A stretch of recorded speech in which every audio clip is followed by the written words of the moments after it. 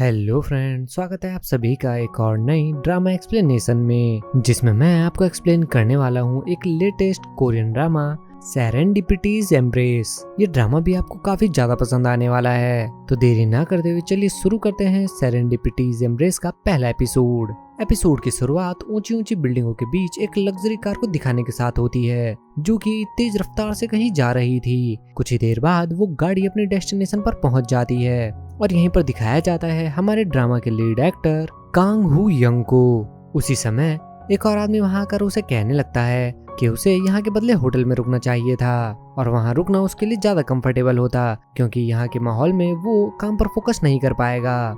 लेकिन कांग हू यंग कहता है कि वो यहाँ पर इसलिए रुक रहा है क्योंकि ये जगह उसके ऑफिस के काफी नजदीक है। वो आदमी भी कहता है कि हू यंग को हेड ऑफिस से भेजा गया है, तो वो उसकी कोई बात कैसे टाल सकता है। अब नेक्स्ट सीन में ही वो दोनों ही अंदर चले जाते हैं और यहाँ हमें पता चलता है कि ये आदमी हू यंग का अंकल है, जिसका नाम बीक वूक है।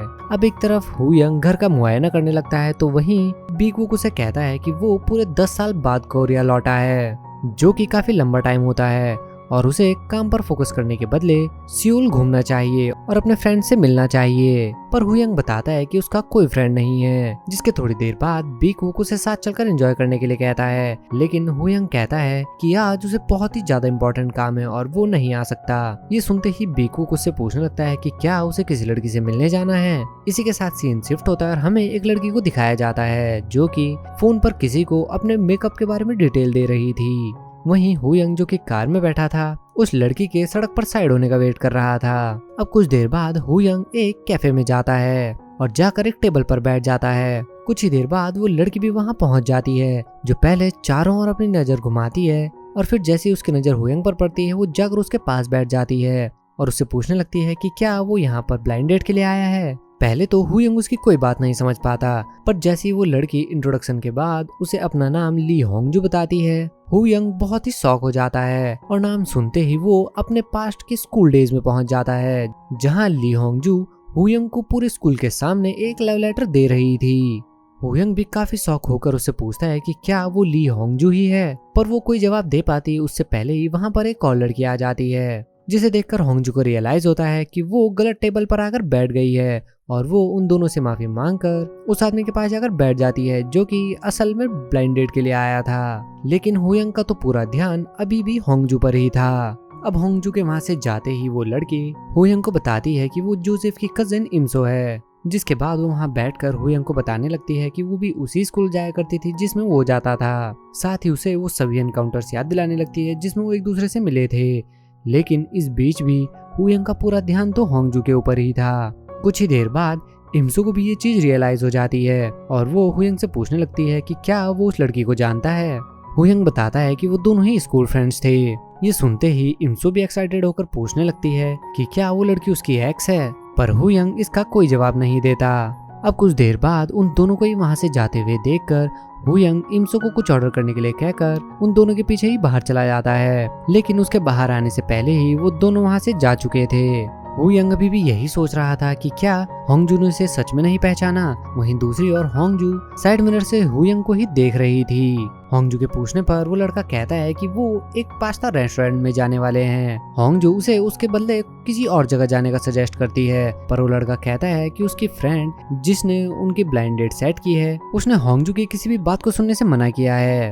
होंगजू उसे कन्विंस करने की काफी कोशिश करती है, लेकिन वो लड़का उसकी एक भी नहीं सुनता। कुछ ही देर बाद इम्सो और हू यंग भी बाहर आ जाते हैं, जहां इम्सो उसे डिनर स्किप करके ड्रिंक्स पर चलने के लिए कहती है, पर हू यंग उसे मना कर देता है। वहीं दूसरी ओर वो लड़का भी होंगजू को उसके घर ड्रॉप करने के लिए कहता है, पर होंगजू से मना कर देती है। वहीं दूसरी ओर हू यंग भी इम्सो से उसकी गाड़ी के बारे में पूछता है। इम्सो बताती है कि उसके पास गाड़ी नहीं है और वो खुश होने लगती है कि हू यंग उसे घर ड्रॉप करेगा, पर हू यंग उसे बस से जाने के लिए कहकर खुद गाड़ी लेकर वहां से निकल जाता है। अब हू यंग भी अपनी गाड़ी लेकर घर के लिए निकल जाता है, लेकिन तभी उसे जोसेफ का फोन आता है। जोसेफ उससे पूछने लगता है कि उसने इम्सो को डंप क्यों करा, पर हू यंग कहता है कि उसने डंप नहीं करा, बल्कि उसने बस सिचुएशन को हैंडल किया है। जोसेफ उसे कन्विंस करने की पूरी कोशिश करता है कि इम्सो सुंदर है और उसकी फैमिली बैकग्राउंड भी काफी अच्छा है, पर हू यंग उसकी किसी भी बात को सुनने को राजी ही नहीं था। इसी बीच वो हू यंग से पूछता है कि क्या वो पार्टी के लिए आ रहा है। साथ ही उससे ये भी पूछने लगता है कि उसके फादर कंपनी की मनी हैंडलिंग उससे करवाने के लिए कैसे राजी हो गए। हुयंग कहता है कि अभी ये चीज डिसाइड नहीं हुई है, लेकिन इसके बावजूद भी जोसेफ उसे बिजनेस पार्टी में जरूर आने के लिए कहता है।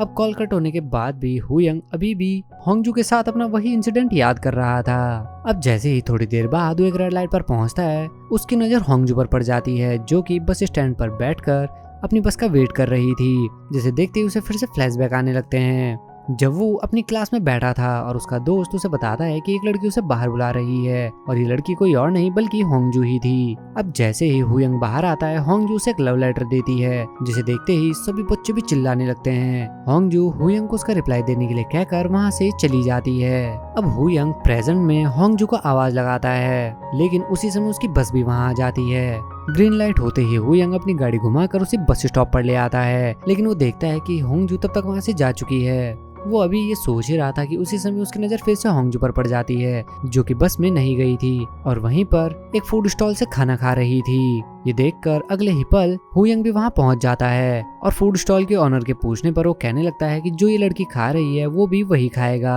होंगजू भी ड्रिंक पी रही थी, जिसे देखकर हुयंग उसे वही ड्रिंक उसे भी देने के लिए कहता है और उसे इरिटेट करने लगता है। थोड़ी देर बाद हुयंग उससे पूछता है कि क्या उसने उसे नहीं पहचाना, पर होंगजू उसे कहती है कि भला वो उसे कैसे नहीं पहचानेगी, वो आज भी वैसा ही है जैसा वो स्कूल में था। हुयंग पूछने लगता है कि क्या उसने कैफे में उसे नहीं पहचाना था, जिस पर होंगजू बोलती है कि क्या उसे पहचानना इतना ज्यादा जरूरी है। होंगजू के पूछने पर हुयंग बताता है कि वो अपने ऑफिस के काम से यहाँ आया है। होंगजू कहने लगती है कि वो तो 10 साल पहले ही पढ़ने के लिए यूएस चला गया था। होंगजू कहने लगती है कि क्या यहाँ आकर वो अपने फ्रेंड से नहीं मिला, पर हुयंग कहता है कि उसका कोई फ्रेंड नहीं है और वो पहली है जिससे वो आकर मिला है। उसके कोल्ड रिएक्शन देखकर होंगजू कहने लगती है कि क्या वो अपने फ्रेंड्स की न्यूज़ के बारे में नहीं जानना चाहेगा, और फिर वो हुयंग से उसका नंबर मांगती है।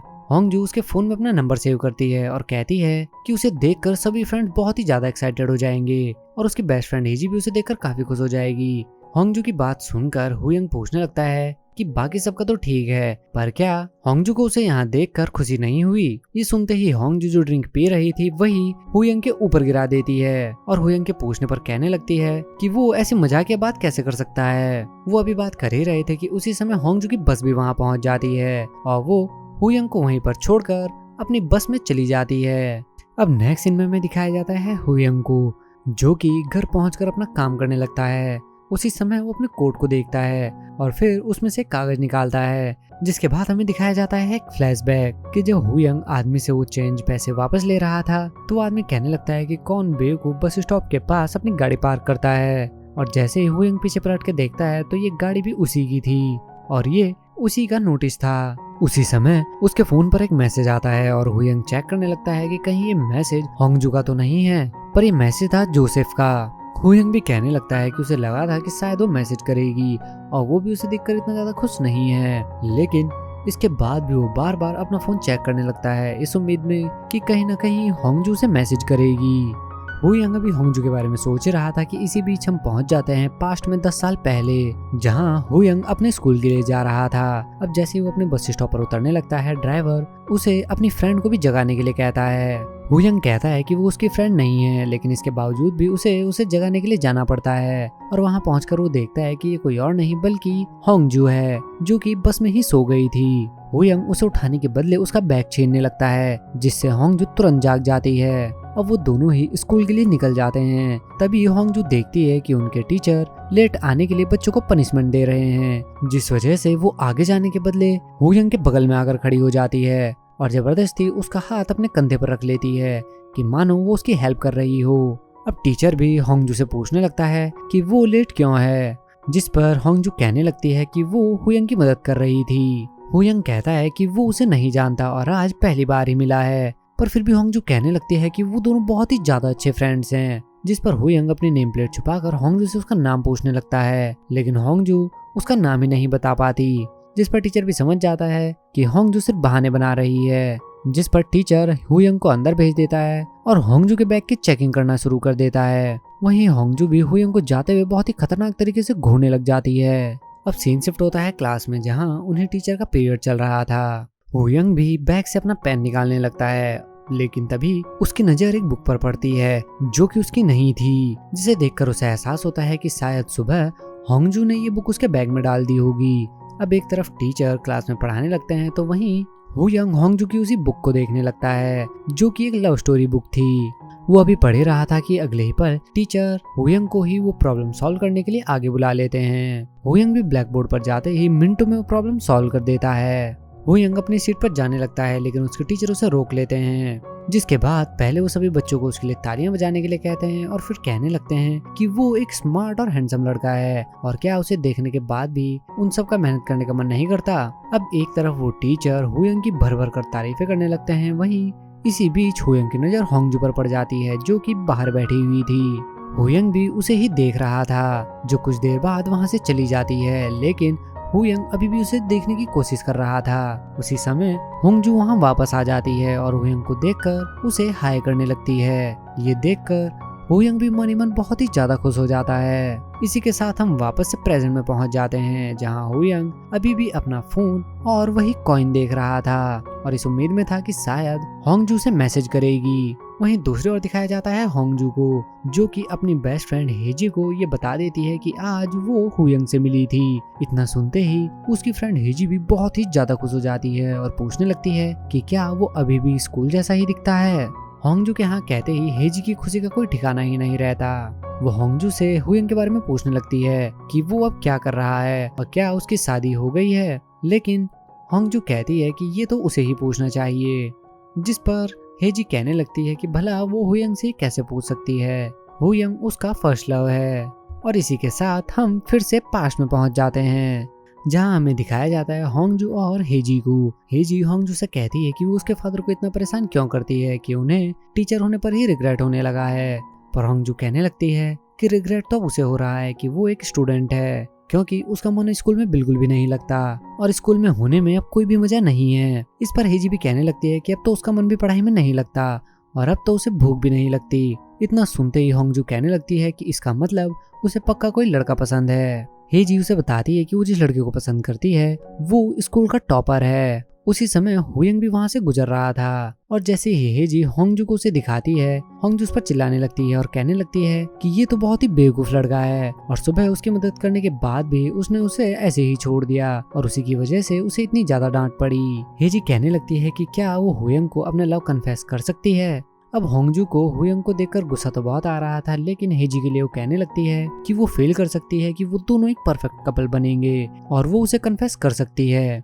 इसके बाद हमें वही सीन दिखाया जाता है जब हुयंग होंगजू को खिड़की से बाहर देख रहा था। असल में उस समय होंगजू हेजी के लिए लव लेटर ही लिख रही थी और उसी समय हेजी के पास जाते हुए ही उसकी नजर हुयंग पर पड़ी थी, जिसके बाद वो दोनों ही सीधे बॉयज क्लासरूम्स के बाहर पहुंच जाते हैं। होंगजू हेजी को उसे जाकर लव लेटर देने के लिए कहती है, पर हेजी बहुत ही ज्यादा नर्वस हो जाती है और कहने लगती है कि ये उससे नहीं हो पाएगा और उसके बदले होंगजू को जाकर ये लेटर देने के लिए कहती है। होंगजू पहले तो मना करती है कि ये लेटर उसे खुद ही देना होगा, पर जैसे ही इस काम के बदले हेजी उसे किसी का एड्रेस बताने के लिए कहती है, होंगजू तुरंत तैयार हो जाती है और नेक्स्ट सीन में ही हुयंग के पास पहुंच जाती है। वो लव लेटर देखकर पहले तो हुयंग भी बहुत ही ज्यादा कंफ्यूज हो जाता है, लेकिन फिर होंगजू बताती है कि ये लेटर उसकी फ्रेंड ने भेजा है जो कि उसे बहुत ही ज्यादा पसंद करती है। हुयंग के देखते ही हेजी भी बहुत ही ज्यादा शर्मा जाती है।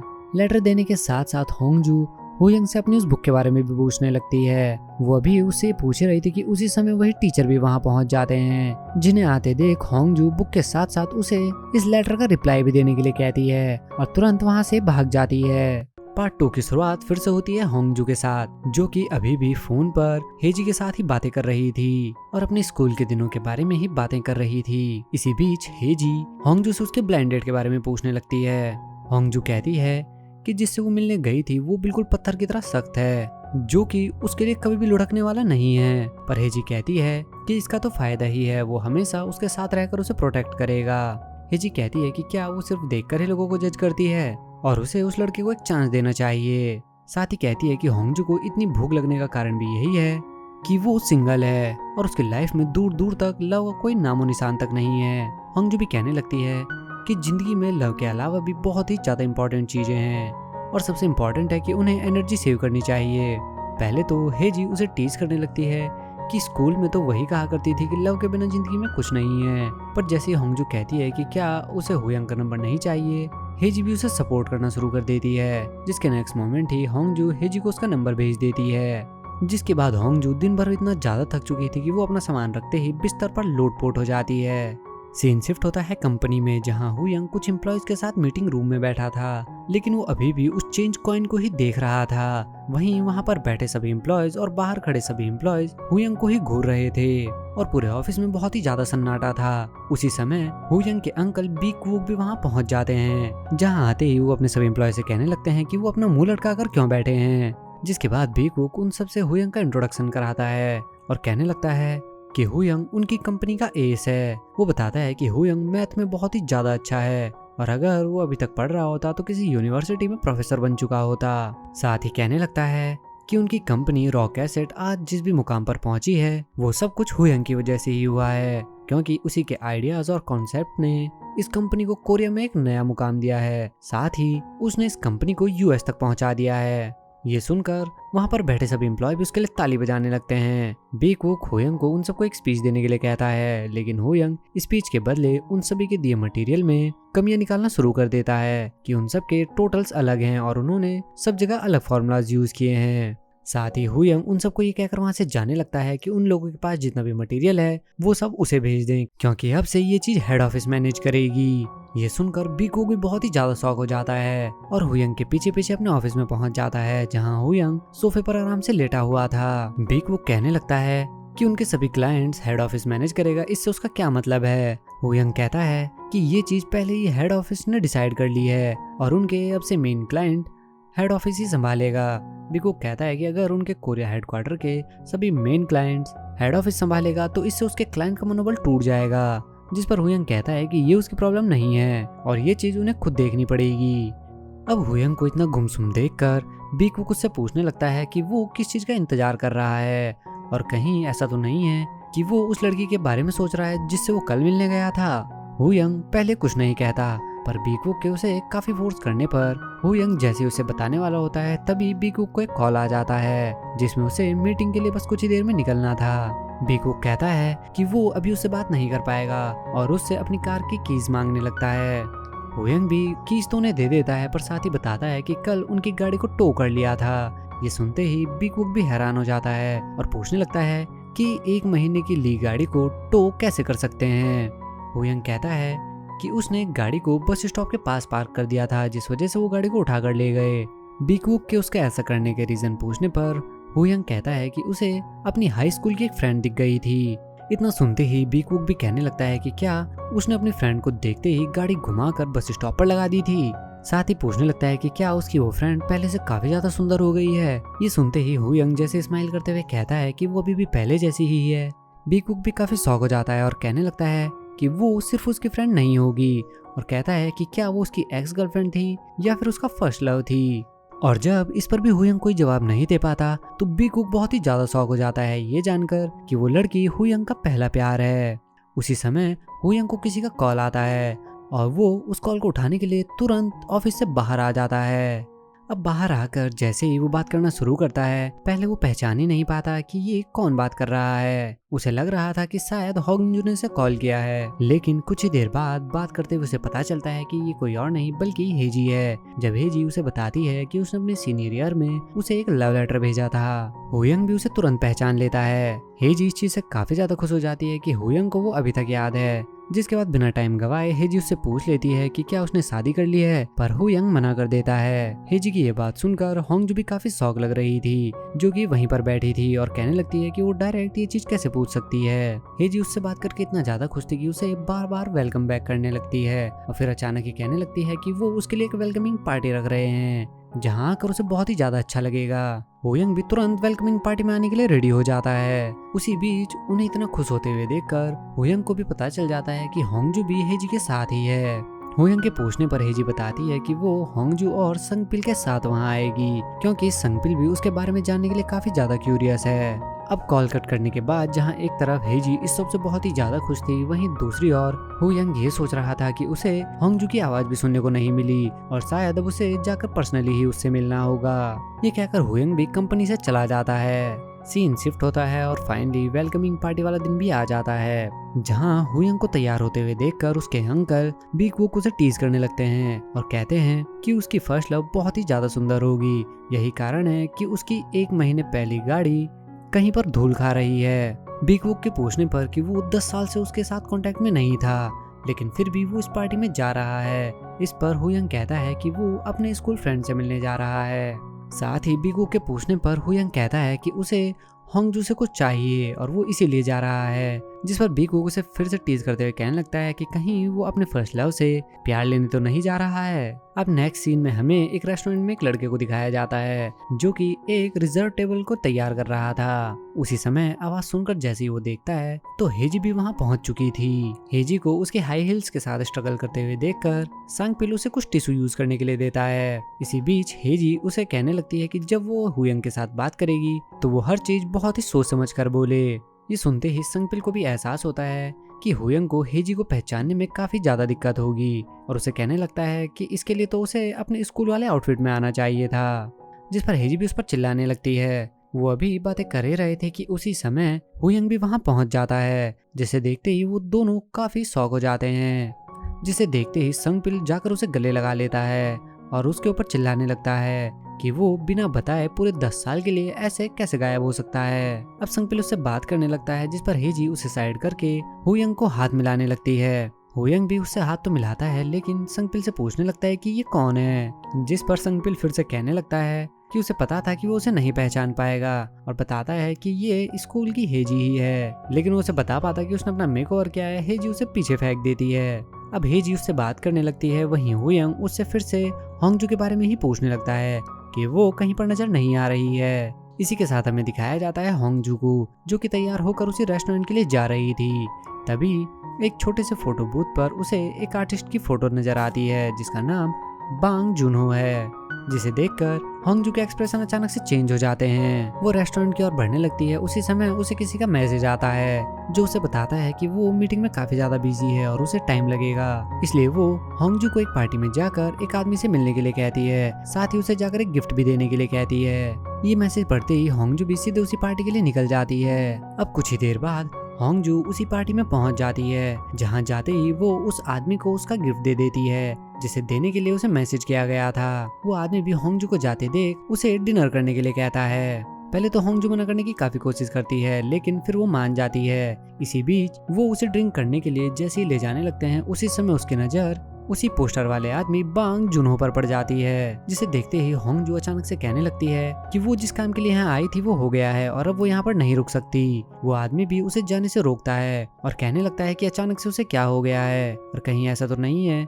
कि वो बांग जुनहो को पहले से जानती है। होंगजू उसे समझाने की पूरी कोशिश करती है कि ऐसा नहीं है, लेकिन उसी समय बांग जुनहो भी वहाँ पहुँच जाता है और वो दोनों ही एक दूसरे को देखकर काफी हैरान लग रहे थे। बाकी सब भी ये देखकर हैरान लग रहे थे और उसी समय बांग जुनहो होंगजू से पूछने लगता है कि वो कैसी है। दूसरी ओर सीन शिफ्ट होता है रेस्टोरेंट में, जहाँ संगपिल उनके लिए खाना बनाकर लाता है। हुयंग के पूछने पर कि उसने कुकिंग कब स्टार्ट करी, संगपिल बताता है कि जब वो मिलिट्री में था तब उसे अपने हिडन टैलेंट का पता चला और वो 2 साल से इस रेस्टोरेंट को चला रहा है। साथ ही संगपिल बताता है कि उसकी मॉम ने उसकी शादी के लिए जितना भी पैसा सेव किया था उसने सारा इस रेस्टोरेंट को ओपन करने में लगा दिया। उसी समय हेजी हुयंग से कहने लगती है कि क्या उसने उसे बता दिया है कि वो उसी स्कूल में एक इंग्लिश टीचर है जहाँ पर वो सभी पढ़ा करते थे, जिस पर संगपिल उसे याद दिलाता है कि वो 10 बार से ज्यादा ये बात उसे बता चुकी है। जिस पर हेजी संगपिल को साइड करके हुयंग से कहने लगती है कि उसे यकीन ही नहीं होता कि होंगजू ने उसे स्ट्रीट पर कैसे पहचान लिया और अगर उसके बदले वो होती तो उसे पहचान ही नहीं पाती, क्योंकि वो अब पहले से भी ज्यादा हैंडसम हो चुका है। हेजी कहने लगती है कि शायद होंगजू को अभी तक हुयंग याद रहा होगा। इसी बीच हेजी कहने लगती है कि उसे फोन करके पूछना होगा कि होंगजू अभी तक क्यों नहीं आई है, पर जैसे ही वो फोन निकाल कर कॉल करने लगती है ड्रिंक्स का असर उस पर दिखना शुरू हो जाता है और अगले ही पल वो बेहोश होकर टेबल पर ही गिर जाती है। ये देखकर हुयंग भी काफी शॉक हो जाता है। अब नेक्स्ट सीन में ही वो दोनों साथ बैठकर बातें करने लगते हैं। सांगपिल कहता है कि होंगजू आने वाली थी लेकिन वो अपने काम की वजह से फंस गई है। हुयंग कहता है कि इसमें वो कुछ नहीं कर सकते, लेकिन उसी समय वो जैसे ही डोर पर देखते हैं होंगजू भी वहाँ पहुँच चुकी थी, जो कि बहुत ही बुरी कंडीशन में थी। होंगजू इतना ज्यादा नशे में थी कि वो आते ही संगपिल पर चिल्लाने लगती है। संगपिल भी उसे देखकर काफी हैरान था और उससे पूछने लगता है कि वो इतनी ज्यादा दारू पीकर कहाँ आई है। उसी समय जैसे ही होंगजू की नजर हेजी पर पड़ती है, वो उसके ऊपर अपना प्यार लुटाना शुरू कर देती है, जिसके बाद हेजी और होंगजू दोनों ही नशे की हालत में एक दूसरे को हक करके अजीब अजीब सी हरकतें करने लगते हैं। संगपिल भी उन दोनों की वजह से इतना ज्यादा एम्बेरस फील कर रहा था कि वो उनके ऊपर चिल्लाने लगता है कि उनकी वजह से वो बहुत ही ज्यादा एम्बेरस फील कर रहा है, पर होंगजू को उसकी किसी बात से कोई फर्क नहीं पड़ता। संगपिल भी हुयंग को सिचुएशन को समझने के लिए कहता है। उसी समय होंगजू फिर से संगपिल से बियर मांगने लगती है और जाकर उसके फ्रिज से एक बियर निकाल लाती है कि आज वो अपने पहले प्यार से मिली थी, लेकिन वो ये बात पूरी कर पाती उससे पहले ही संगपिल उसे वो स्पाइसी चिकन खिला देता है, जिसे खाते ही अगले पल होंगजू की रेल बन जाती है और वो पूरे रेस्टोरेंट में दौड़ना शुरू कर देती है। और जब पानी पीकर भी काम नहीं चलता तो वो फ्रिज के सामने जाकर बैठ जाती है। संगपिल के पूछने पर कि वो कहाँ रहता है, हुयंग उसे बताता है कि वो यहीं नजदीक रहता है, जो सुनते ही संगपिल कहने लगता है कि होंगजू भी उसी एरिया में रहती है और क्योंकि वो इतना ज्यादा नशे की हालत में है तो वो हुयंग को ही उसे ड्रॉप करने के लिए कहता है। हुयंग के पूछने पर कि वो ऐसा क्यों करे, संगपिल कहता है कि उसे हेजी को छोड़ने जाना होगा और रेस्टोरेंट बंद करना होगा, जिस पर हुयंग भी ये करने के लिए रेडी हो जाता है। सीन शिफ्ट होता है और दिखाया जाता है हुयंग को, जो कि एक स्टोर के बाहर होंगजू का वेट कर रहा था, जो कि स्टोर में शॉपिंग कर रही थी। अब होंगजू के बाहर आते ही हुयंग उसके पीछे पीछे चलना शुरू कर देता है। होंगजू भी नशे की हालत में झूलते हुए चलना शुरू कर देती है, लेकिन कुछ दूर जाकर वो एक जगह पर खड़ी हो जाती है। हुयंग थोड़ी देर उसका वेट करता है, लेकिन जब वो नहीं चलती तो वो भी उसके पास आ जाता है, जिसे देखते ही होंगजू फिर से पास्ट की तरह उसे उसके साथ चलने के लिए कहती है। हुयंग भी उससे पूछने लगता है कि वो ये क्या कर रही है। हुयंग उससे बात करता है, लेकिन होंगजू नशे के हालत में कहने लगती है कि वो ली होंगजू है और क्या वो उसे नहीं जानता। हुयंग भी होंगजू से कहता है कि वो उसके साथ पुराना कुछ हिसाब सेटल करना चाहता है, पर वो इस बारे में उससे बात कर पाता उससे पहले ही होंगजू दौड़ते हुए अपने स्कूल के गेट के बाहर आकर खड़ी हो जाती है और कहने लगती है कि उसकी वजह से वो लेट हो जाती है। हुयंग कहता है कि इसमें उसकी कोई गलती नहीं है, जिस पर होंगजू से पास्ट का वही सीन याद दिलाती है और कहती है कि जब उसने उसे बस में जगाया था तो उसने पहले हुयंग की बस से उतरने में हेल्प करी, फिर वो उसके इंजर्ड होने की वजह से उसके साथ धीरे धीरे स्कूल गई और उस दिन वो उसी की वजह से लेट हुई थी और उसी की वजह से उसे डांट भी खानी पड़ी। ये सुनकर हुयंग भी कहने लगता है कि क्या उसे सच में ऐसा ही लगता है, और होंगजू के कहते हैं कि उसे तो ऐसा ही लगता है। हुयंग हंसने लगता है। अगले ही पल होंगजू कहने लगती है कि वो कंग हुयंग नहीं है। ये सुनकर हुयंग थोड़ा शौक सा लगता है, पर हुयंग ये सुनकर थोड़ा और हैरान हो जाता है जब होंगजू कहती है कि हुयंग को हंसना नहीं आता था, वो तो लॉयल भी नहीं था और उसके पास दिल भी नहीं था, वो तो तेज दिमाग वाले एक छोटे स्मार्ट बच्चे की तरह था। ये सुनकर हुयंग और भी हंसने लगता है और पूछने लगता है कि क्या वो उसे छोटा बच्चा लगता है। होंगजू भी कहती है कि ये तो सबको पता है कि हुयंग एक छोटे बच्चे की तरह है और शायद उसे ही इस बात का एहसास आज तक नहीं हुआ। हुयंग भी उसकी बातों से काफी कंफ्यूज लग रहा था, पर उसी समय होंगजू उसकी ओर हाथ बढ़ाकर वापस आने के लिए उसे थैंक्स कहती है। साथ ही कहती है कि उसे वापस यहाँ पर देखकर उसे बहुत ही ज्यादा खुशी हो रही है। होंगजू फिर से अपने घर के लिए निकल जाती है। इसी बीच हुयंग उससे पूछने लगता है कि वो इतना ज्यादा ड्रिंक कहाँ करके आई, जिस पर होंगजू उसे उसी बुक के बारे में याद दिलाने लगती है जो उसने हुयंग के बैग में डाली थी। होंगजू उस बुक के एक पैराग्राफ को याद दिलाकर हुयंग से कहने लगती है कि पहला प्यार एक फूड की तरह होता है और वो काफी लंबे टाइम तक सुरक्षित रहे, इसके लिए उन्हें उसे फ्रोजन फूड की तरह फ्रीज कर देना चाहिए। हुयंग के पूछने पर कि उसके बाद उन्हें क्या करना चाहिए, होंगजू कहती है उन्हें वो फ्रोजन फूड कभी भी बाहर नहीं निकालना चाहिए, क्योंकि एक बार उसे बाहर निकालते ही उसकी एक्सपायरेशन डेट आ जाती है, और इसी तरह उन्हें भी अपने पहले प्यार से दोबारा कभी नहीं मिलना चाहिए, क्योंकि दोबारा मिलने के बाद उनकी वो पुरानी सभी यादें जल्द ही खत्म हो जाती है। होंगजू की ये बातें सुनकर हुयंग काफी ज्यादा कंफ्यूज लग रहा था। अब नेक्स्ट सीन में ही होंगजू अपने घर के लिए जाने लगती है और हुयंग उसके पीछे पीछे चल देता है। कुछ दूर जाते ही होंगजू अपने शॉपिंग के सामान से उसे एक रामेन का पैकेट निकाल कर दे देती है और कहती है कि उसे घर पे जाकर इसे अच्छे से फ्रीज कर देना होगा ताकि ये कभी खराब ना हो। होंगजू ये कहकर वहां से जाने लगती है कि उसे उसके साथ रहकर काफी अच्छा लगा। हुयंग भी उसे जैसे ही गुड बाय करके उसकी ओर देखता है, वो उसका घर देखकर शौक रह जाता है, क्योंकि वो भी इसी घर में रहता है। अब होंगजू को घर के अंदर जाते देख हुयंग भी उसके पीछे पीछे जाना शुरू कर देता है और उसके पीछे पीछे दरवाजे के बाहर तक पहुंच जाता है। होंगजू भी उसे देखकर पूछने लगती है कि वो उसका पीछा करते हुए यहाँ तक क्यों आया है। हुयंग के पूछने पर कि क्या वो इस जगह रहती है, होंगजू कहने लगती है तो क्या उसे ऐसा लग रहा है कि वो किसी और के घर में घुसने की कोशिश कर रही है। ये सुनकर हुयंग भी हंसने लगता है। होंगजू के पूछने पर वो कहने लगता है कि वो बहुत ही ज्यादा फनी है। साथ ही वो उसी रामेन के पैकेट को देखकर कहने लगता है कि वो तो अब पिघलने लगा है और शायद अब उसे दोबारा से इसे फ्रीज नहीं करना होगा। और असल में वो रामेन के पैकेट के नहीं बल्कि अपने फर्स्ट लव की बात कर रहा था। होंगजू नशे के बाद सुबह जैसे ही उठती है उसकी नजर अपने कमरे में पड़ती है जहां उसने चारों ओर कूड़ा फैलाया हुआ था, जिसे देखकर वो सोचने लगती है कि इस हिसाब से तो उसे पीनी ही नहीं चाहिए।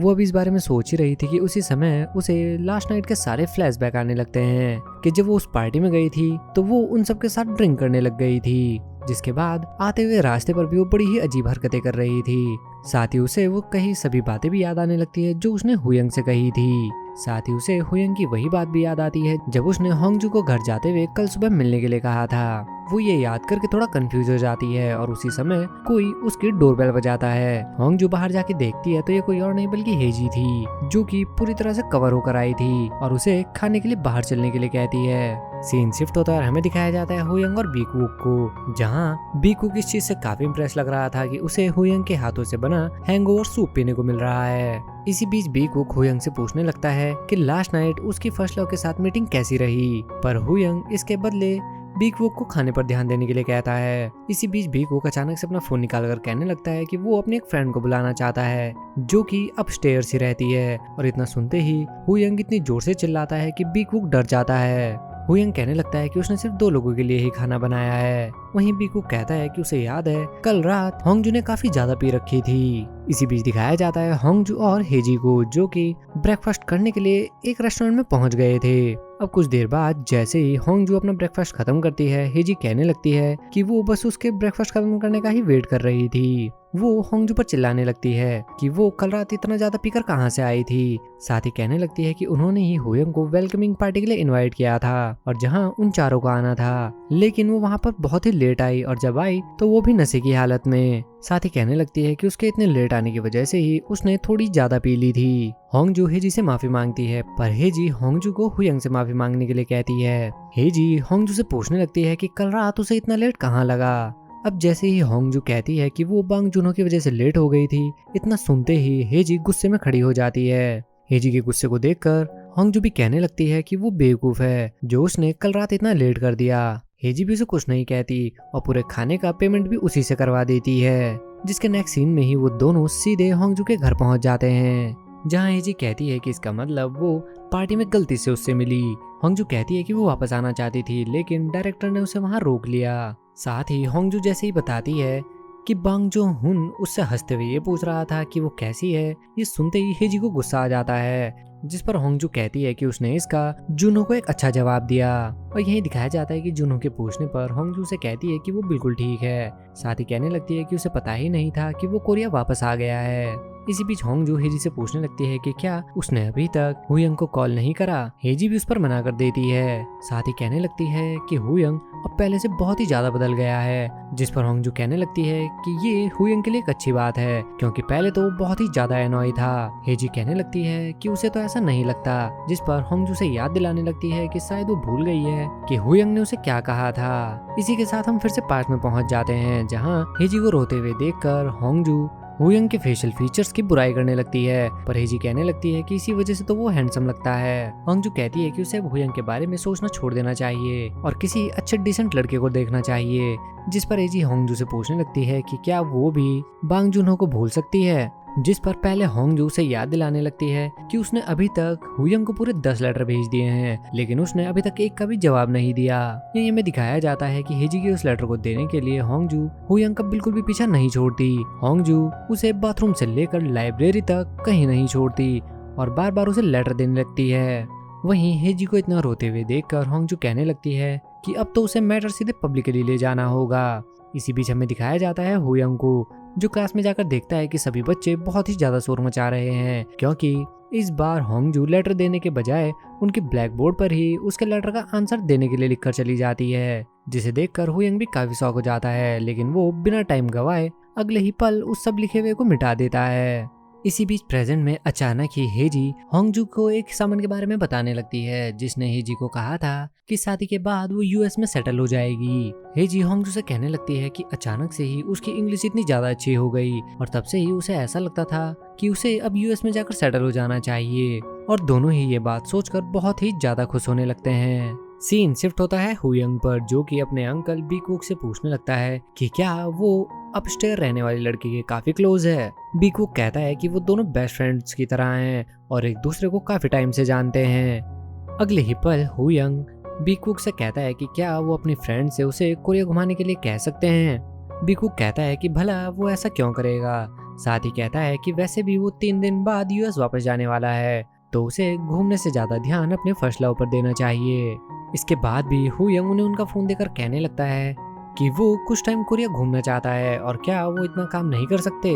पर बीकुक कहने लगता है कि वो तो ऐसा बिल्कुल भी नहीं है और यहाँ कुछ तो गड़बड़ जरूर है।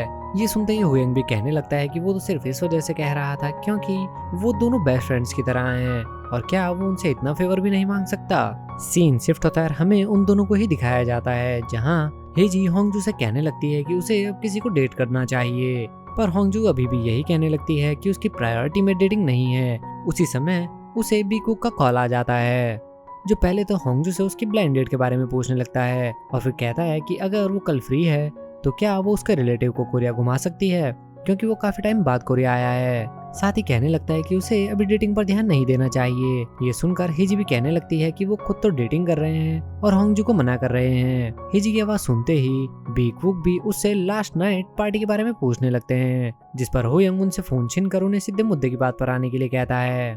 बीकुक होंगजू से पूछने लगता है, जिस पर होंगजू कहती है कि क्या वो उसी की बात कर रहे हैं जिसकी उसने फोटो देखी थी। और बीकुक के कहने पर होंगजू भी जाने के लिए तैयार हो जाती है, लेकिन हुयंग इस चीज से काफी शौक लग रहा था कि वो आखिर उसे लड़की क्यों बुला रही थी। इसी बीच होंगजू हेजी को एक छोटी बच्ची की फोटो दिखाती है और कहने लगती है कि शायद इसे ही उसे घुमाने जाना है। वहीं दूसरी ओर हुयंग भी यही फोटो देखकर बीकुक से कहने लगता है कि उसने अभी तक ऐसी फोटोज अपने पास क्यों रखी है। हुयंग भी मन ही मन काफी खुश हो जाता है। इसी बीच बीकुक उससे अपना वही कोट मांगने लगता है जिसे पहनकर लास्ट नाइट वो पार्टी में गया था, क्योंकि उन्हें भी डेटिंग पर जाना था। पर हुयंग कहता है कि उसने उनका कोट यहीं पर रख दिया था और वो उन्हें अच्छे से ढूंढने के लिए कहता है। वहीं दूसरी ओर बीकुक फिर से होंगजू को मैसेज करके हेजी को भी साथ में लाने के लिए कहते हैं। ये देखकर होंगजू भी काफी खुश हो जाती है और हेजी को भी उनके साथ घूमने चलने के लिए कहती है, पर हेजी तुरंत मना कर देती है और कहती है कि बच्चों को घुमाने का काम उसका है और वो तो कल किसी इंपॉर्टेंट काम से जाने वाली है। होंगजू भी सोचने लगती है कि उसे इस छोटी बच्ची को कहाँ कहाँ घुमाना चाहिए। अब सीन शिफ्ट होता है नेक्स्ट मॉर्निंग, जहाँ आँख खुलते ही हुयंग पूरी एनर्जी के साथ बाहर जाने के लिए तैयार होना शुरू कर देता है। हुयंग भी अच्छे से तैयार हो रहा था कि उसी समय उसे बेल बजने की आवाज आती है। होंगजू भी बाहर खड़े होकर यंग लेडी कहकर उसे पुकारने लगती है। अब जैसे ही हुयंग बाहर आता है, होंगजू से देखते ही दरवाजा बंद करने लगती है और कहने लगती है कि वो यहाँ पर क्या कर रहा है। हुयंग बताता है कि ये उसके अंकल का घर है। होंगजू कहने लगती है कि वो तो एक छोटी बच्ची का वेट कर रही थी और वो कहीं से भी छोटी बच्ची नहीं लगता। जिसके बाद होंगजू अपना फोन निकालकर वही फोटो हुयंग से मैच करने लगती है और उससे पूछने लगती है कि क्या ये सच में उसी की फोटो है। हुयंग भी कहता है कि ये उसके किंडरगार्टन की फोटो है। होंगजू कहती है कि जब उसे इस बारे में सब कुछ पहले से ही मालूम था तो उसने मना क्यों नहीं किया। और तभी उसे हुयंग की लास्ट नाइट कही वही बात याद आती है जब हुयंग ने उसे नेक्स्ट मॉर्निंग मिलने के लिए कहा था। होंगजू उसे कहकर जाने लगती है कि वो इतना बड़ा है कि हर जगह अपने आप घूम सकता है, पर इतना सुनते ही हुयंग फिर से उसे कहने लगता है कि क्या वो लास्ट नाइट की तरह फिर से अपना प्रॉमिस तोड़ देगी। और इतना सुनते ही ना चाहते हुए भी होंगजू उसके साथ चलने के लिए रेडी हो जाती है। अब बाहर आते ही होंगजू हेजी को कॉल करना शुरू कर देती है, लेकिन हेजी का कॉल बिजी आ रहा था। इसी बीच अचानक ही हुयंग भी अपने कार की चाबी होंगजू को दे देता है और उसे ही ड्राइव करने के लिए कहता है। दूसरी ओर दिखाया जाता है हेजी को, जो कि अपने फोन पर एक मसाज सेंटर जाने की बुकिंग कर रही थी, लेकिन सभी मसाज सेंटर पहले ही फुल थे, जिससे इरिटेट होकर हेजी कहने लगती है कि हुयंग के चक्कर में वो लास्ट टाइम भी कुछ प्लान नहीं कर पाई थी और आखिर ये हुयंग इतना बिजी क्यों है। हेजी भी सोचने लगती है कि शायद होंगजू अभी तक नहीं गई होगी और वो उसे कॉल करने के बारे में सोचती है, पर उसी समय उसके फादर वहाँ पहुँच जाते हैं और तैयार होकर उसके साथ बाहर चलने के लिए कहते हैं। अब नेक्स्ट सीन में हमें दिखाया जाता है होंगजू को, जो कि गाड़ी ड्राइव कर रही थी। हुयंग को सोते हुए देखकर होंगजू उसी से पूछने लगती है कि कहाँ जाना है, जिस पर हुयंग कहता है कि उसने तो कहा था कि उसने सब कुछ प्लान किया हुआ है। होंगजू कहती है कि उसने तो सोचा था कि वो एक छोटी बच्ची को घुमाएगी। हुयंग कहता है कि जहाँ वो जाना चाहे वो उसके साथ चलने को तैयार है। और इतना सुनते ही होंगजू हुयंग को एक थीम पार्क में ले आती है और बताती है कि ये एक फेस्टिवल सीजन चल रहा है, जिसके बाद वो दोनों ही मिलकर अलग अलग राइड्स को एंजॉय करने लगते हैं। अब काफी देर एंजॉय करने के बाद हमें दिखाया जाता है होंगजू को, जो कि अभी भी हेजी को कॉल करने की कोशिश कर रही थी, लेकिन हेजी उसका कॉल नहीं उठाती। इसी बीच दिखाया जाता है हेजी को, जो कि अपने फादर और एक और आदमी के साथ माउंटेन ट्रैकिंग पर गई हुई थी। होंगजू उसे कॉल और मैसेज दोनों करती है, लेकिन हेजी अपने फोन पर बिल्कुल भी ध्यान नहीं देती। वहीं दूसरी ओर दिखाया जाता है हुयंग को, जिसे बिग कुक मैसेज करके पूछने लगता है कि क्या वो उसके साथ एंजॉय कर रहा है। साथ ही कहने लगता है कि उसने होंगजू को हेजी को भी साथ लाने के लिए कहा था। वो अभी ये मैसेज देख ही रहा था कि उसी समय होंगजू भी वहाँ आ जाती है, जो कि हुयंग के लिए दवाई लेकर आई थी। होंगजू को देखते ही हुयंग कहने लगता है कि ये सारी राइड्स तो काफी लेम थी और उन्हें कोई हार्डकोर चीज ट्राई करनी चाहिए, जिस पर होंगजू उसका मजाक बनाने लगती है कि उसकी हालत तो इन लेम राइड्स में ही टाइट हो गई है। जिसके बाद होंगजू वहाँ बैठकर कहने लगती है कि वो आज बहुत ही ज्यादा थक गई है। हुयंग के पूछने पर होंगजू बताती है कि वो काफी टाइम बाद बाहर आई है और वो अपने सारे वीकेंड्स भी अकेले ही घर पर बिता देती है और वो अपना सारा टाइम काम पर ही लगा देती है। साथ ही वो हुयंग को थैंक्स कहती है कि उसकी वजह से वो अपना आज का दिन काफी ज्यादा एंजॉय कर रही है। इतना सुनते ही हुयंग होंगजू से कहने लगता है कि अभी तक उनका एडवेंचर खत्म नहीं हुआ है, पर होंगजू कहने लगती है कि क्या वो सच में नेक्स्ट स्टेज के लिए तैयार है। अब नेक्स्ट सीन में होंगजू हुयंग को फायर स्पाइसी नूडल्स खिलाने के लिए पहुंच जाती है और कहने लगती है कि फॉरेनर्स को ये बहुत ही ज्यादा पसंद आता है। अब होंगजू से स्पाइसी नूडल्स सुनते ही हुयंग को लास्ट नाइट का वही सीन याद आने लगता है, जब स्पाइसी चिकन खाते ही होंगजू की रेल बन गई थी। ये याद करते ही हुयंग अचानक ही होंगजू से कंपटीशन रख लेता है और कहता है कि जो भी इसे पहले फिनिश करेगा, हारने वाले को उसे एक विश ग्रांट करनी होगी। अब नेक्स्ट मोमेंट ही वो दोनों ही वो स्पाइसी नूडल्स खाना शुरू कर देते हैं। हुयंग कंपटीशन के बीच में पानी पीने की कोशिश करता है, लेकिन होंगजू उसे पानी भी नहीं पीने देती। पर जब हुयंग कंट्रोल नहीं कर पाता तो वो उससे बोतल छीनकर पानी पीना शुरू कर देता है। हुयंग कहने लगता है कि वो तो स्पाइसी हैंडल नहीं कर पाती और लास्ट नाइट वो उसका फ्राइड चिकन भी नहीं खा पाई थी, जिस पर होंगजू बताती है कि ड्रिंक करने के बाद उसे हर चीज का पेन काफी ज्यादा फील होता है। हुयंग भी कहने लगता है कि ये तो चीटिंग है, लेकिन होंगजू उसे याद दिलाती है कि अब वो हार चुका है और उसे एक विश ग्रांट करनी होगी। अब नेक्स्ट सीन में ही वो दोनों एक ट्रेडिशनल प्लेस पर पहुंच जाते हैं, जहां वो दोनों ही ट्रेडिशनल ड्रेस में थे। हुयंग के पूछने पर होंगजू बताती है कि यहाँ पर घूमने के लिए ये एक रिक्वायरमेंट है और उन्हें ये पहनना ही होगा। हुयंग उस ड्रेस को लेकर कंप्लेन करने लगता है, जिस पर होंगजू कहती है कि वो एक लूजर है और वो कंप्लेन नहीं कर सकता।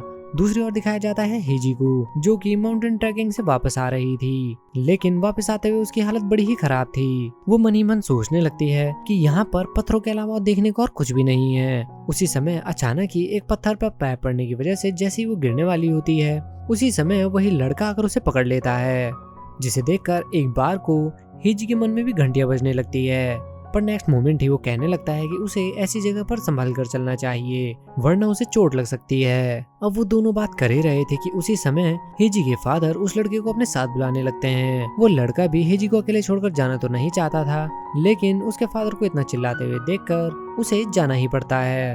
अब उसके जाते ही हेजी भी वहाँ बैठ जाती है और अपना फोन चेक करने लगती है, जिस पर होंगजू ने उसे मैसेज किया था कि वो अंकल बिग कुक के नाइस के बारे में उसे एक सरप्राइज देना चाहती है और हेजी को उसे कॉल करने के लिए भी कहती है। वो अभी ये देख ही रही थी कि उसी समय उसे बांग जुनो का मैसेज भी आ जाता है, जो उसे बताता है कि वो कोरिया में वापस आ गया है और वो सीधे उसी से मिलने आ रहा है। अब पहले जिस हेजी को एक एक कदम उठाने में दिक्कत हो रही थी, ये मैसेज पढ़ते ही वो तुरंत वहाँ से भागते हुए नीचे उतरना शुरू कर देती है, जिसे देखकर उसके फादर और वो लड़का भी काफी ज्यादा सरप्राइज हो जाते हैं। सीन शिफ्ट होता है और हमें दिखाया जाता है होंगजू को, जहाँ पर उसने हुयंग को एक फोटोग्राफर बना दिया था, लेकिन होंगजू देखती है कि हुयंग ने सारी फोटोज उसके फेस की ही खींची है, जिस पर होंगजू उसे अच्छे से फोटो खींचने के लिए कहती है और फिर से दूसरी जगह जाकर उसे दोबारा से फोटोग्राफर बना देती है और एक के बाद एक उससे लगातार अपनी फोटोज खिंचाने लगती है। इसी बीच जैसे ही होंगजू अपने बाल सही करने लगती है, हुयंग का पूरा ध्यान फोटो छोड़कर होंगजू के ऊपर चला जाता है और वो उसके ऊपर से अपनी नजरें ही नहीं हटा पाता। उसी समय उसे किसी का कॉल आता है। हुयंग भी फोन उसे कॉल पिक करने के लिए देता है, लेकिन उस नंबर पर लिखा नाम देखकर होंगजू के एक्सप्रेशन अचानक ही चेंज हो जाते हैं और यहाँ पता चलता है कि ये बांग जुनो का ही कॉल था। होंगजू वो फोन उठा पाती उससे पहले ही हुयंग उससे फोन छीन लेता है, जिस पर होंगजू उसका फोन हुयंग को ही रखने के लिए कहती है। साथ ही कहती है कि अगर उससे फोन मांगे तब भी वो उसे फोन ना दे। जिसके बाद होंगजू फिर से जाकर मॉडल बन जाती है और हुयंग को फोटोग्राफर बना देती है। अब काफी देर फोटो खींचने के बाद होंगजू हुयंग को खड़े होकर उसे फोटो खींचना सिखाने लगती है कि उसे किस तरह से फोटो खींचनी चाहिए। लेकिन फोटो खींचते खींचते वो बीच में ही नीचे गिर जाती है। अब दिन खत्म होने के बाद जब वो वापस आने लगते हैं तो हुयंग ये सुनकर काफी हैरान हो जाता है कि जब होंगजू कहती है कि उसने पूरे दिन भर सिर्फ कुछ ही फोटोज खिंचाए हैं, लेकिन वो बहुत ही ज्यादा थका हुआ फील कर रही है। होंगजू भी वेदर देखते हुए कहने लगती है कि आज की हाईलाइट के लिए वेदर ठीक नहीं है। वो ये बात कर ही रहे थे कि उसी टाइम बारिश भी शुरू हो जाती है। अब वो दोनों जैसे ही गाड़ी के पास पहुंचते हैं, हुयंग होंगजू से गाड़ी की चाबी ले लेता है और खुद ड्राइव करने के लिए कहता है। अब कार में होंगजू अपनी फोटोज देखते हुए कहने लगती है कि उसकी फोटोज काफी अच्छी आई हैं, जिस पर हुयंग अपनी बड़ाई करते हुए कहने लगता है कि उसका फोटोग्राफर कौन था। साथ ही कहती है कि वो उसकी सारी फोटोज उसे सेंड कर देगी। उसकी बातें सुनकर हुयंग कहने लगता है कि उसकी बातों से ऐसा क्यों लग रहा है कि अब वो दोबारा नहीं मिलने वाले हैं। होंगजू कहती है कि स्कूल रियूनियन ऐसा ही होता है और अब शायद वो 3-4 साल बाद ही मिल पाएंगे। जिस पर अचानक ही हुयंग घर जाने के बजाय अपनी गाड़ी किसी और रास्ते पर घुमा देता है और होंगजू के पूछने पर बताता है कि अभी तक दिन खत्म नहीं हुआ है। सीन शिफ्ट होता है हेजी पर, जो कि अपने घर के बाहर ही खड़ी थी। कुछ ही देर बाद बांग हो जुन भी उसके घर से बाहर आता है, जिसे देखते ही वो पूछने लगती है कि वो यहाँ क्या कर रहा है। जुनो भी कहता है कि होंगजू उसका फोन नहीं उठा रही है और उसे चिंता हो रही है क्योंकि लास्ट टाइम उसने काफी ज्यादा ड्रिंक कर लिया था। हेजी कहती है कि वो जानबूझकर उसका फोन नहीं उठा रही है क्योंकि वो किसी के साथ डेट पर गई है और उसे होंगजू से दूर ही रहने के लिए कहती है। जुनो कहता है कि वो उसके लिए कुछ ज्यादा ही ओवरली प्रोटेक्टिव है। हेजी कहती है कि उन दोनों के बीच जो हुआ था उसके बाद वो होंगजू को पूरी तरह से प्रोटेक्ट करेगी, क्योंकि कुछ साल पहले जुनो होंगजू को डिच करके उसे छोड़कर चला गया था। जहां एक तरफ हेजी जुनो को उसे दूर रहने के लिए कहती है, वहीं जुनो उसे ये कहकर चले जाता है कि जब तक होंगजू ठीक है तब तक प्रॉब्लम की कोई बात नहीं है। अब जुनो को जाते हुए देखकर हेजी उसे भर भर के गालियां देने लगती है और कहने लगती है कि कोई इस बेवकूफ की बुक्स कैसे पढ़ सकता है। साथ ही कहने लगती है कि वो दोबारा से होंगजू को इसके चक्कर में पड़ने नहीं दे सकती। सीन शिफ्ट होता है जहाँ हुयंग होंगजू को बारिश के मौसम में अपने साथ हान रिवर के पास ले आता है, जिसे देखकर होंगजू भी कहने लगती है कि आज की हाईलाइट हान रिवर के पास नूडल्स खाना था, लेकिन अब वो ऐसा नहीं कर पाएंगी और उसे इस चीज का बुरा लग रहा है। पर हुयंग कहता है कि उसे जो चीज देखनी थी उसने देख ली है और वो यहाँ पर बात कर रहा था होंगजू की। इसी बीच हुयंग अचानक से कहने लगता है कि होंगजू ने जो नशे की हालत में से कहा था वो उस बारे में बात करना चाहता है। इतना सुनते ही होंगजू कहने लगती है कि उसने जो भी कहा था उसमें से आधी उसकी तारीफ थी। अब जहाँ एक तरफ हुयंग ये सोच रहा था कि होंगजू फर्स्ट लव वाली बात कर रही है, वहीं होंगजू अभी भी यही सोच रही थी कि हुयंग अभी भी उसी बात के बारे में सोच रहा था जब उसने हुयंग को कहा था कि वो एक छोटे बच्चे जैसा है जो कि बिल्कुल भी लॉयल नहीं है और ना ही उसके पास हार्ट है। होंगजू उसे एक्सप्लेन करने लगती है कि उसका कहने का वो मतलब नहीं था, वो तो सिर्फ उसकी तारीफ कर रही थी। पर जैसे ही हुयंग को एहसास होता है कि वो फर्स्ट लव की नहीं बल्कि वो बातें कर रही है, वो भी उस पर हंसने लगता है। होंगजू भी कहने लगती है कि वैसे उसने ज्यादा झूठ भी नहीं बोला था। तभी हुयंग का एक्सप्रेशन देखते ही होंगजू टॉपिक को बदलने के लिए अपनी गाड़ी की सीट भी पीछे कर देती है और फिर छेड़छाड़ करते हुए वो गाड़ी का शीशा खोल देती है, जिस वजह से बारिश का सारा पानी अंदर आने लगता है। होंगजू उसे बंद करने की कोशिश करती है, लेकिन जब उससे ऐसा नहीं होता तो हुयंग शीशा बंद करने के लिए उसके बहुत ही ज्यादा करीब आ जाता है। ये देखकर होंगजू भी बहुत ही ज्यादा शॉक हो जाती है और उसे वापस अपनी सीट पर बैठने के लिए कहती है। जिसके बाद होंगजू हुयंग से कहती है कि वो जो देखने आए थे उन्होंने देख लिया है और अब उन्हें घर वापस चलना चाहिए। अब घर वापस जाते हुए उन दोनों के बीच एक बहुत ही ऑकवर्ड साइलेंस हो जाता है।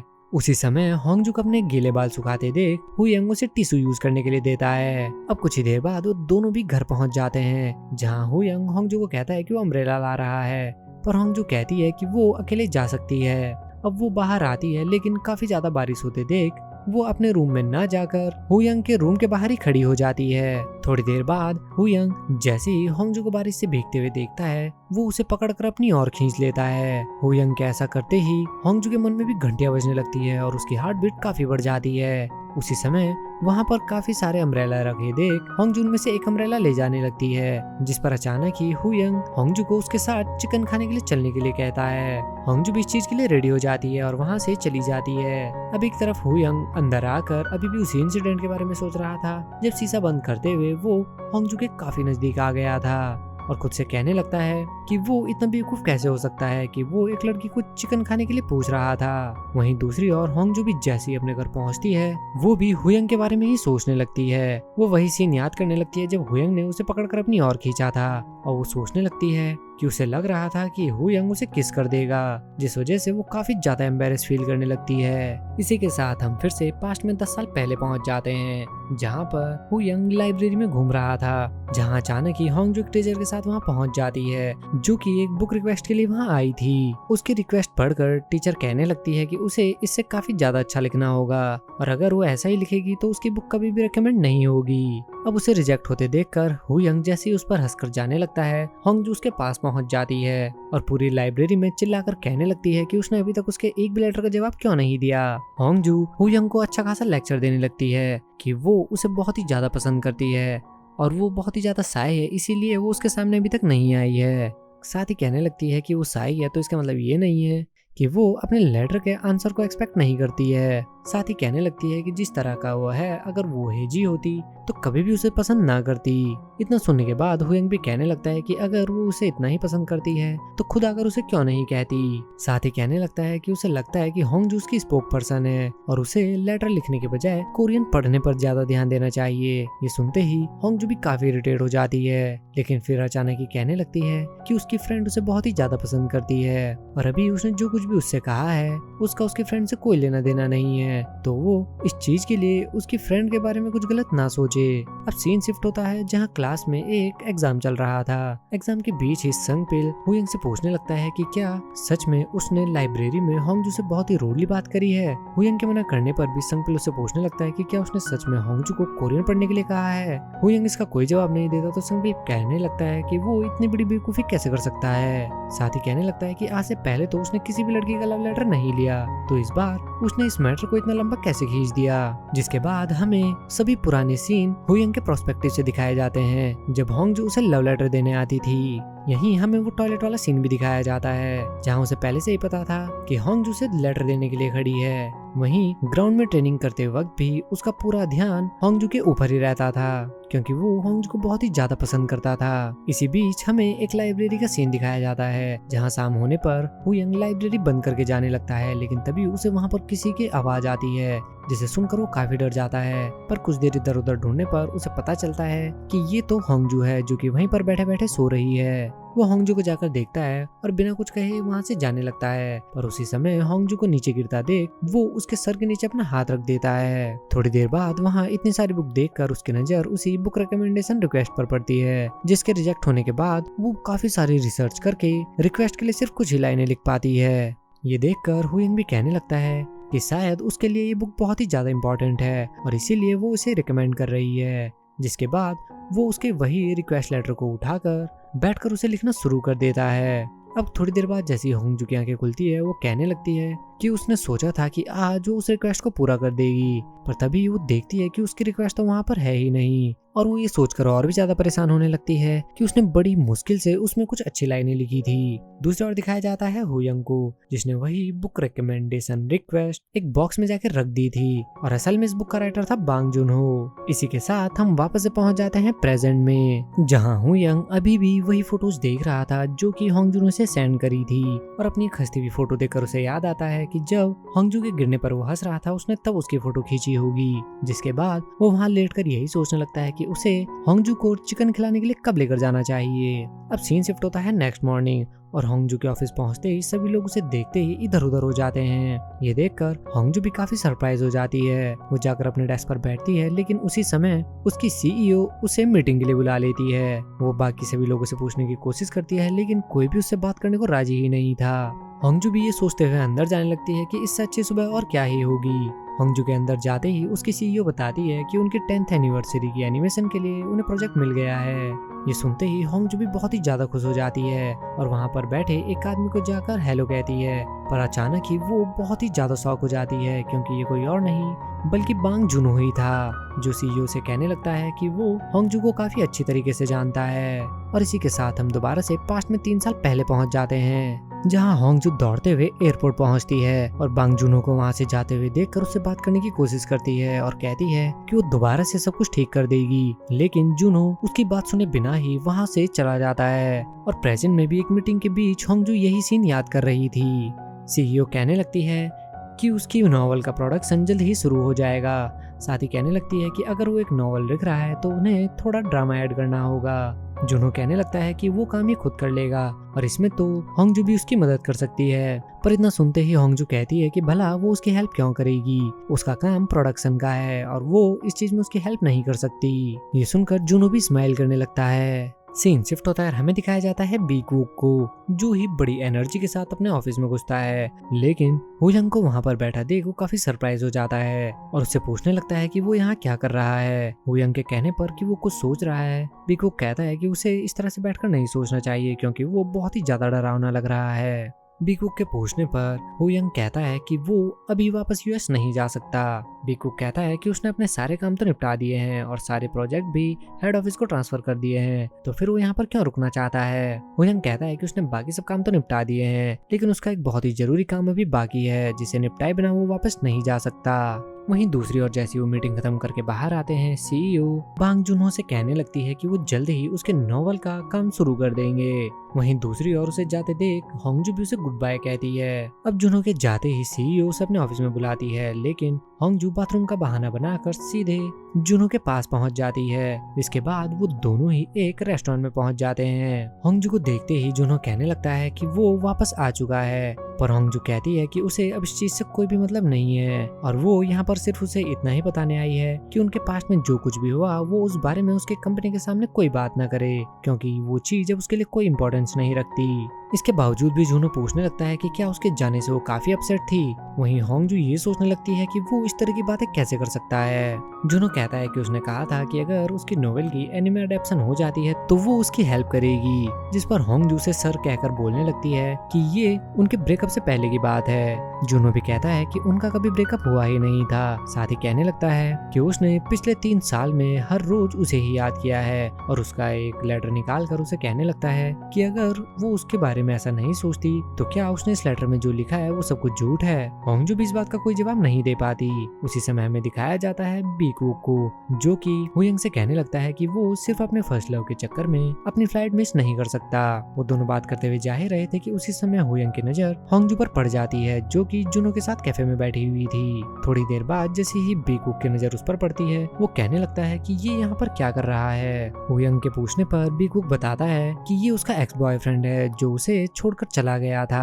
कुछ ही देर बाद होंगजू भी बाहर आ जाती है, उसके पीछे पीछे जुनहो भी आ जाता है। होंगजू को जाते देख जुनहो उसका हाथ पकड़ लेता है और कहने लगता है कि वो उसके साथ काम इसलिए नहीं करना चाहती क्योंकि अभी भी उसके मन में उसके लिए कहीं ना कहीं फीलिंग्स हैं और सिर्फ ये रीजन नहीं हो सकता कि वो उसके साथ काम ना करना चाहे। जुनहो को होंगजू को परेशान करते हुए देख अगले ही मोमेंट हुयंग जाकर होंगजू का हाथ पकड़ लेता है और उसे कहने लगता है कि उसे बहुत ही ज्यादा खुशी है कि वो उससे मिला। साथ ही कहता है कि लास्ट नाइट उसका इलास्टिक बैंड उसकी गाड़ी में ही छूट गया था और उसके साथ चलकर उसे वो लेने के लिए कहता है। जुनहो को जलाने के लिए होंगजू भी कहने लगती है कि वो बैंड उसका फेवरेट है और हुयंग का हाथ पकड़कर उसे अपने साथ ले जाने लगती है। कुछ दूर अपने साथ ले जाने के बाद होंगजू उसे अपनी ही बिल्डिंग के पीछे लेकर छिप जाती है। कुछ ही देर बाद जुनहो भी वहां आ जाता है। जब उसे होंगजू नहीं नजर आती तो वो अपनी गाड़ी लेकर वहां से जाने लगता है। दूसरी ओर होंगजू को उसका हाथ पकड़े हुए देखकर हुयंग मन ही मन काफी खुश होने लगता है। अब जुनहो के जाते ही होंगजू कहने लगती है कि उसे मालूम ही नहीं था कि वो अंकल बीकवूक के साथ काम करता है और उसका ऑफिस भी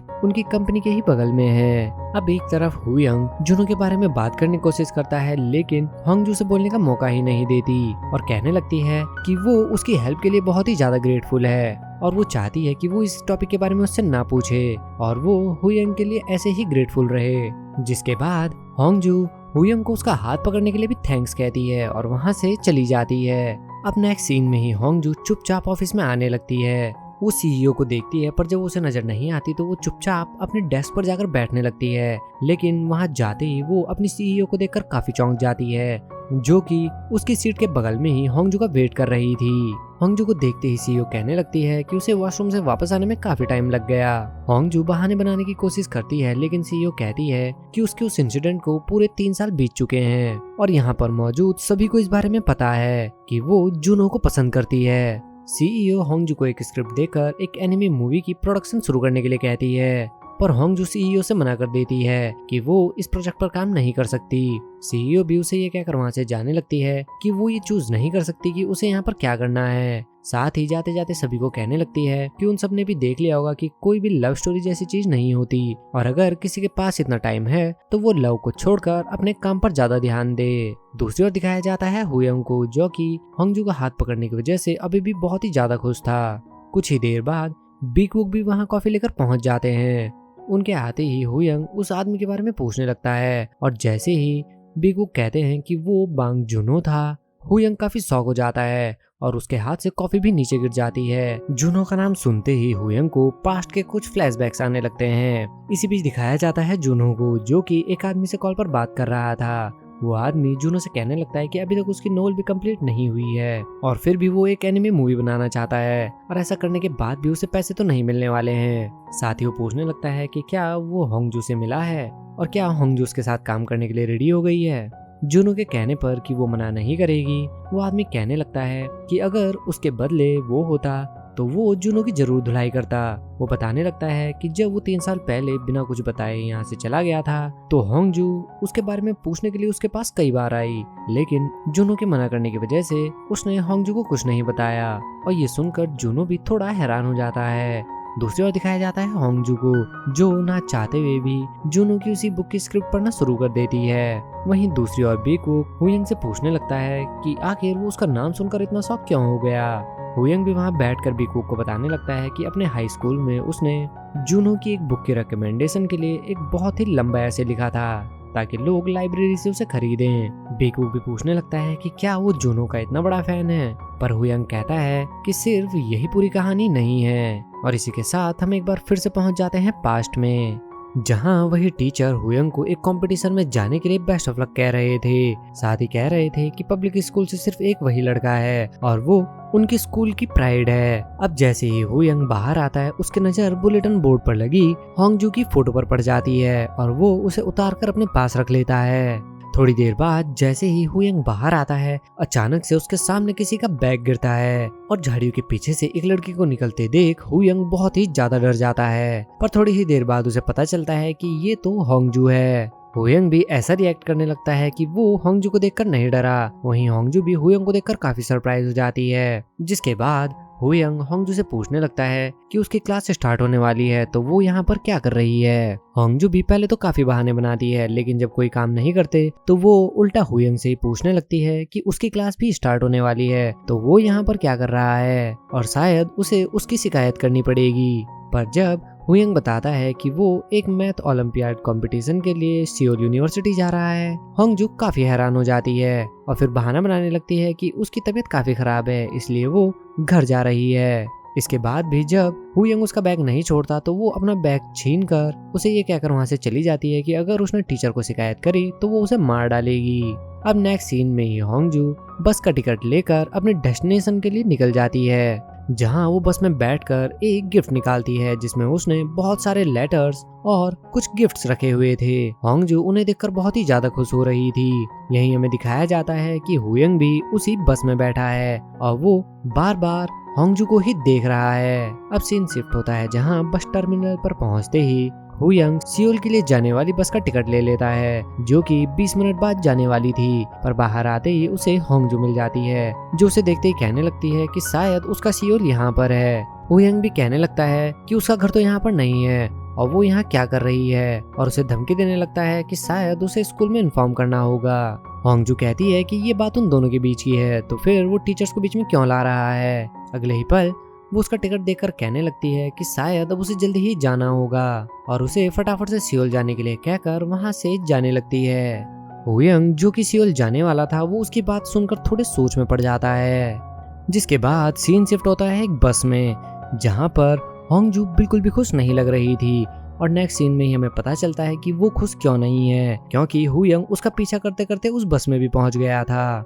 होंगजू इरिटेट होकर हुयंग से पूछने लगती है कि वो उसका पीछा क्यों कर रहा है।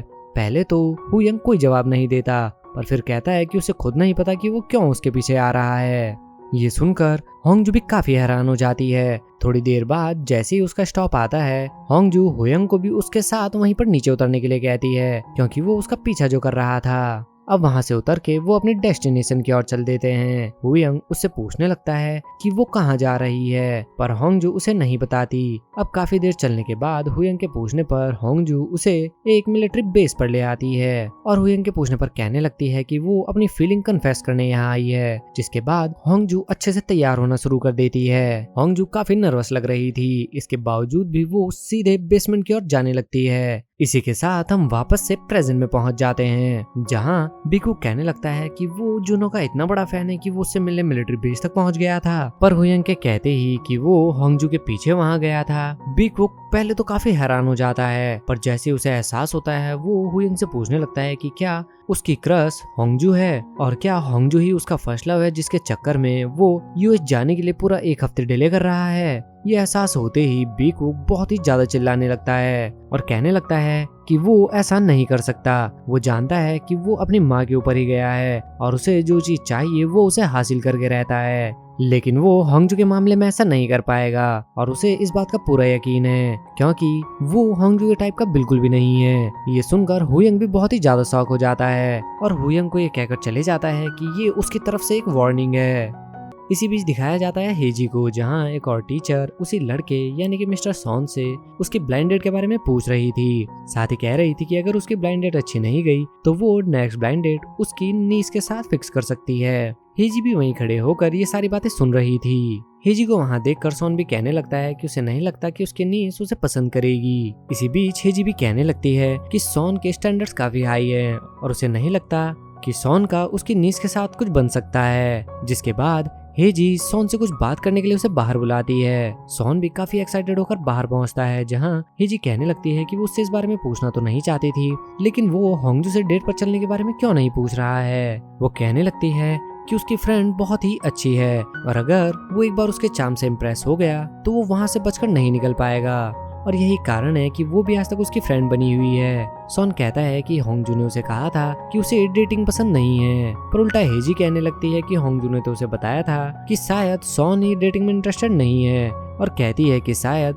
उन दोनों के बीच कुछ मिसअंडरस्टैंडिंग हो गई है। साथ ही वहाँ से जाने से पहले हेजी सॉन को किसी और ब्लाइंड डेट पर जाने से भी मना करती है और हेजी को अपने इतने पास देखकर सॉन के मन में भी घंटियां बजने लगती है। सीन शिफ्ट होता है और हमें दिखाया जाता है बीकू को, जो कि अपनी एक सुपर कार के साथ उसी बिल्डिंग के बाहर पहुंचता है, लेकिन वहाँ पर पहले से ही खड़ी एक कार को देखकर बीकू काफी ज्यादा इरिटेट हो जाता है। उसी समय बीकू को किसी का कॉल आता है, जिसे सुनते ही उसके एक्सप्रेशन चेंज हो जाते हैं। दूसरी ओर दिखाया जाता है हुयंग को, जो कि अपने ऑफिस में बैठा हुआ था। वहीं बाहर खड़े कुछ एम्प्लॉइज उसे देखकर कह रहे थे कि हुयंग बहुत ही ज्यादा स्मार्ट है। उसी समय एक और आदमी आकर कहने लगता है कि वो स्मार्ट है, लेकिन उसके दिमाग में नंबर्स के अलावा और कुछ भी नहीं है। वहीं दूसरी ओर दिखाया जाता है हुयंग को, जो कि आईपैड पे काम के बदले होंगजू और जुनो के बारे में ही लिख रहा था और कह रहा था कि चीजें फिर से वहीं पहुंच गई हैं। उसी समय बीकुक भी वहां पहुंच जाता है, जो हुयंग को बताता है कि उसका प्रमोशन हो चुका है, जिसके बारे में हुयंग को मालूम ही नहीं था, जिस वजह से वो काफी शॉक हो जाता है। बीकुक कहता है कि उसकी मॉम उसे तुरंत वापस आने के लिए कह रही है, लेकिन हुयंग ये कहकर वहां से चले जाता है कि इस चीज को अपने आप हैंडल कर लेगा।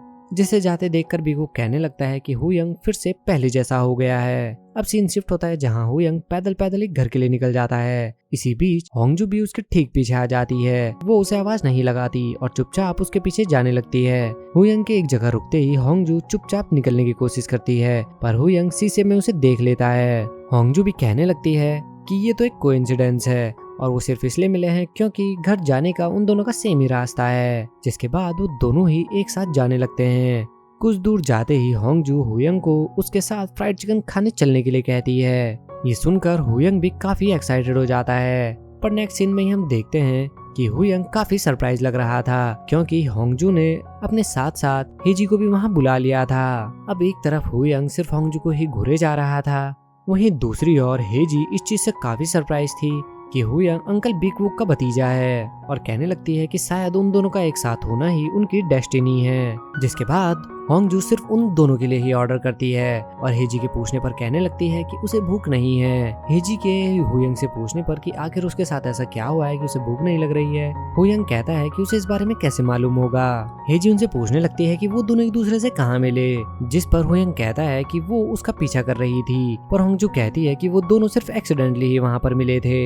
हुयंग कहता है कि वो तो उसे इग्नोर करके वहाँ से जाने वाली थी। साथ ही कहता है कि सुबह उसकी जान बचाने के बदले वो थैंक्स कहने के बदले उसे इग्नोर करने वाली थी। ये सुनकर जैसे ही हेजी इस बारे में पूछती है, हुयंग उसे कुछ बता पाता उससे पहले ही होंगजू उसे जोरदार लात मारती है और फिर ये कहकर माफी मांगने लगती है कि उसके पैर काफी ज्यादा लंबे हैं। जिसके अगले ही पल हुयंग कहने लगता है कि वो 10 साल में बिल्कुल भी नहीं बदली, वो पहले की तरह आज भी बिल्कुल क्लूलेस और स्टूपिड है। ये सुनकर होंगजू भी काफी सरप्राइज हो जाती है और कहने लगती है कि वो उसके मुंह के सामने उसे स्टूपिड कैसे कह सकता है। साथ ही कहने लगती है कि उसे भी उसके जैसे बेवकूफ बिल्कुल भी पसंद नहीं है। हेजी माहौल को शांत करने की कोशिश करती है, लेकिन होंगजू ये कहकर वहाँ से जाने लगती है कि उसे एक जरूरी काम याद आ गया है और वो कुछ देर में वापस आ जाएगी। होंगजू के वहाँ से जाने के बाद भी हुयंग का पूरा ध्यान उसी पर था। इसी बीच अचानक ही हेजी हुयंग से कहने लगती है कि वो सभी बात क्लियर करना चाहती है और उससे पूछ लेती है कि क्या वो होंगजू को लाइक करता है, जिस पर हुयंग के कोई जवाब ना देने पर वो समझ जाती है और पूछने लगती है कि क्या होंगजू को इस बारे में मालूम है। हुयंग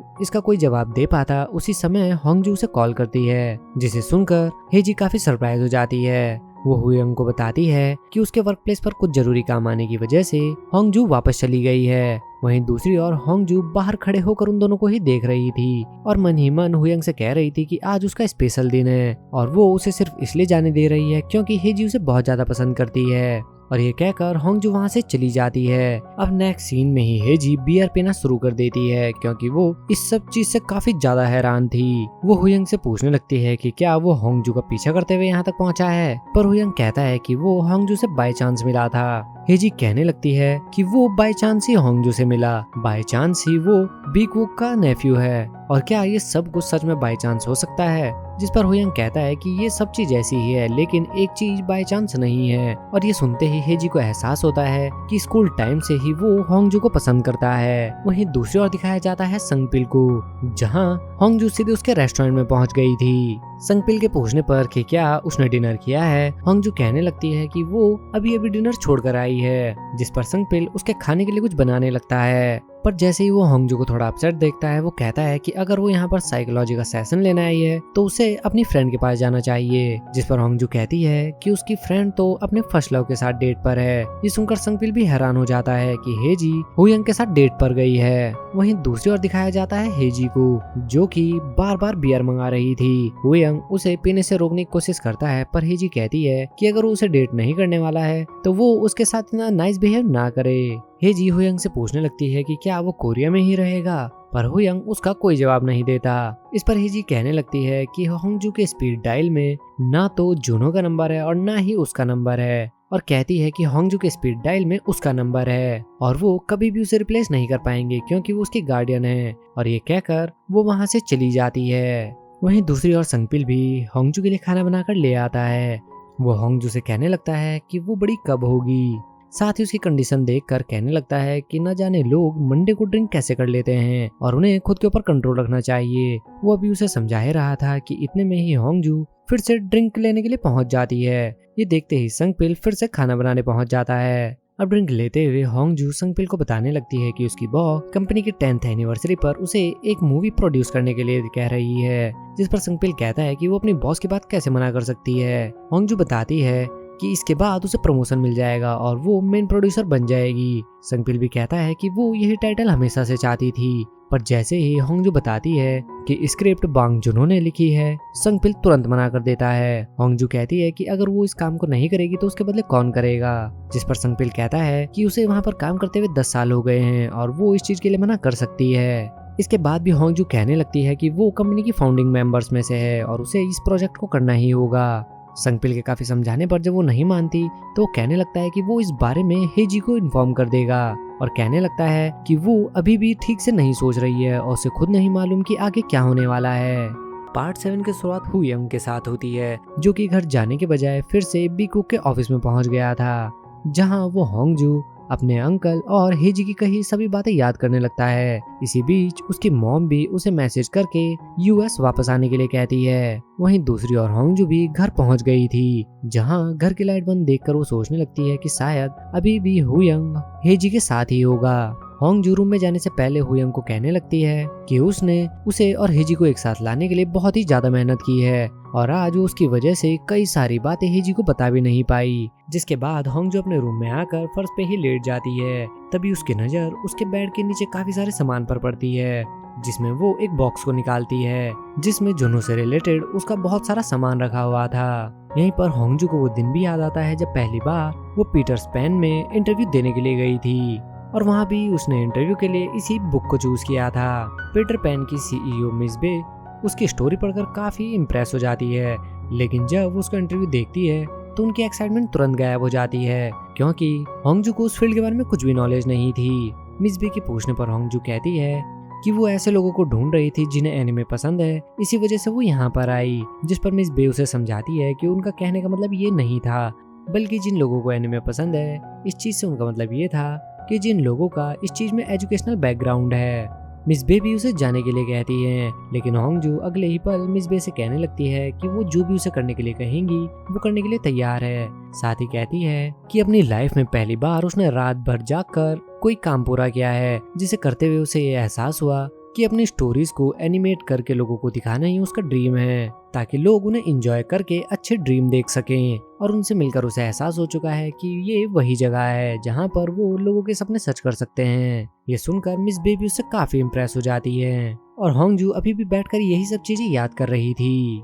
अब सीन शिफ्ट होता है नेक्स्ट मॉर्निंग, जहां होंगजू बड़ी ही एक्साइटेड होकर अपने ऑफिस पहुंचती है और जाते ही सीईओ से कहने लगती है कि वो इस प्रोजेक्ट को करने के लिए तैयार है। मिस बे के कहने पर कि क्या वो ये जुनू के लिए कर रही है, होंगजू कहती है कि वो इस प्रोजेक्ट को करके मेन प्रोड्यूसर बनना चाहती है। साथ ही कहती है कि वो इस अपॉर्चुनिटी को इस तरह वेस्ट नहीं करना चाहती ताकि वो बाद में रिग्रेट करे। जिस पर मिस बे कहती है कि वो इस चीज के लिए तैयार है, लेकिन अगर उसके इमोशंस उसके ऊपर हावी हुए तो वो उसे इस प्रोजेक्ट से हटा देगी। दूसरी ओर दिखाया जाता है हुयंग को, जिसने यूएस जाने के लिए अपना सामान पैक कर लिया था। उसे जाते देख मिस्टर बिग भी थोड़ा अपसेट लग रहे थे। वो उससे पूछते हैं कि क्या वो इसी तरह से वापस चला जाएगा, जिस पर हुयंग कहता है कि यहाँ पर उसका सारा काम कंप्लीट हो चुका है। वो बीक वुक को उसकी तरफ से पूरे स्टाफ को गुड बाय बोलने के लिए कहता है। बीक वुक उससे पूछने लगते हैं कि क्या वो होंगजू को बिना गुड बाय बोले ही चला जाएगा, पर हुयंग कहता है कि जब भी होंगजू से मिलती है वो हमेशा उसे गुड बाय बोलती है और शायद उन दोनों का रिश्ता इतना ही है। ये कहकर हुयंग भी टैक्सी में बैठकर एयरपोर्ट के लिए निकल जाता है। सीन शिफ्ट होता है और हमें दिखाया जाता है हेजी को, जो कि अपने स्कूल के ग्राउंड में ही बैठी थी। होंगजू हेजी को कई मैसेज करती है, लेकिन वो उसका कोई रिप्लाई नहीं करती। होंगजू उसे कॉल करने की कोशिश करती है, लेकिन हेजी उसका कॉल भी नहीं उठाती। कुछ ही देर बाद मिस्टर सोन भी वहाँ आ जाते हैं, जो हेजी को वहाँ देखते ही अपना रास्ता बदल लेते हैं, लेकिन हेजी मिस्टर सोन को अपने पास बुलाकर बैठा लेती है। हेजी उससे पूछने लगती है कि अगर ऐसा हो कि उनका फर्स्ट लव उनके बेस्ट फ्रेंड को पसंद करता हो तो वो ऐसे में क्या करेंगे। मिस्टर सोन कहता है कि अगर कभी ऐसा हुआ तो वो अपने दोस्त को कांग्रेचुलेट करेंगे कि उसे कोई प्यार करने वाला मिला है। इसी बीच सोन कहता है कि उसका फर्स्ट लव तब तक 60 साल का हो चुका होगा। ये सुनकर हेजी भी हंसने लगती है। हेजी सोन से पूछने लगती है कि क्या उसने उस टीचर की नाइस के साथ ब्लाइंड डेट रिजेक्ट कर दी है। सोन के हाँ कहने पर हेजी कहती है कि उसे ऐसा नहीं करना चाहिए था और वो दोबारा से जाकर उसके लिए ब्लाइंड डेट अरेंज करेगी।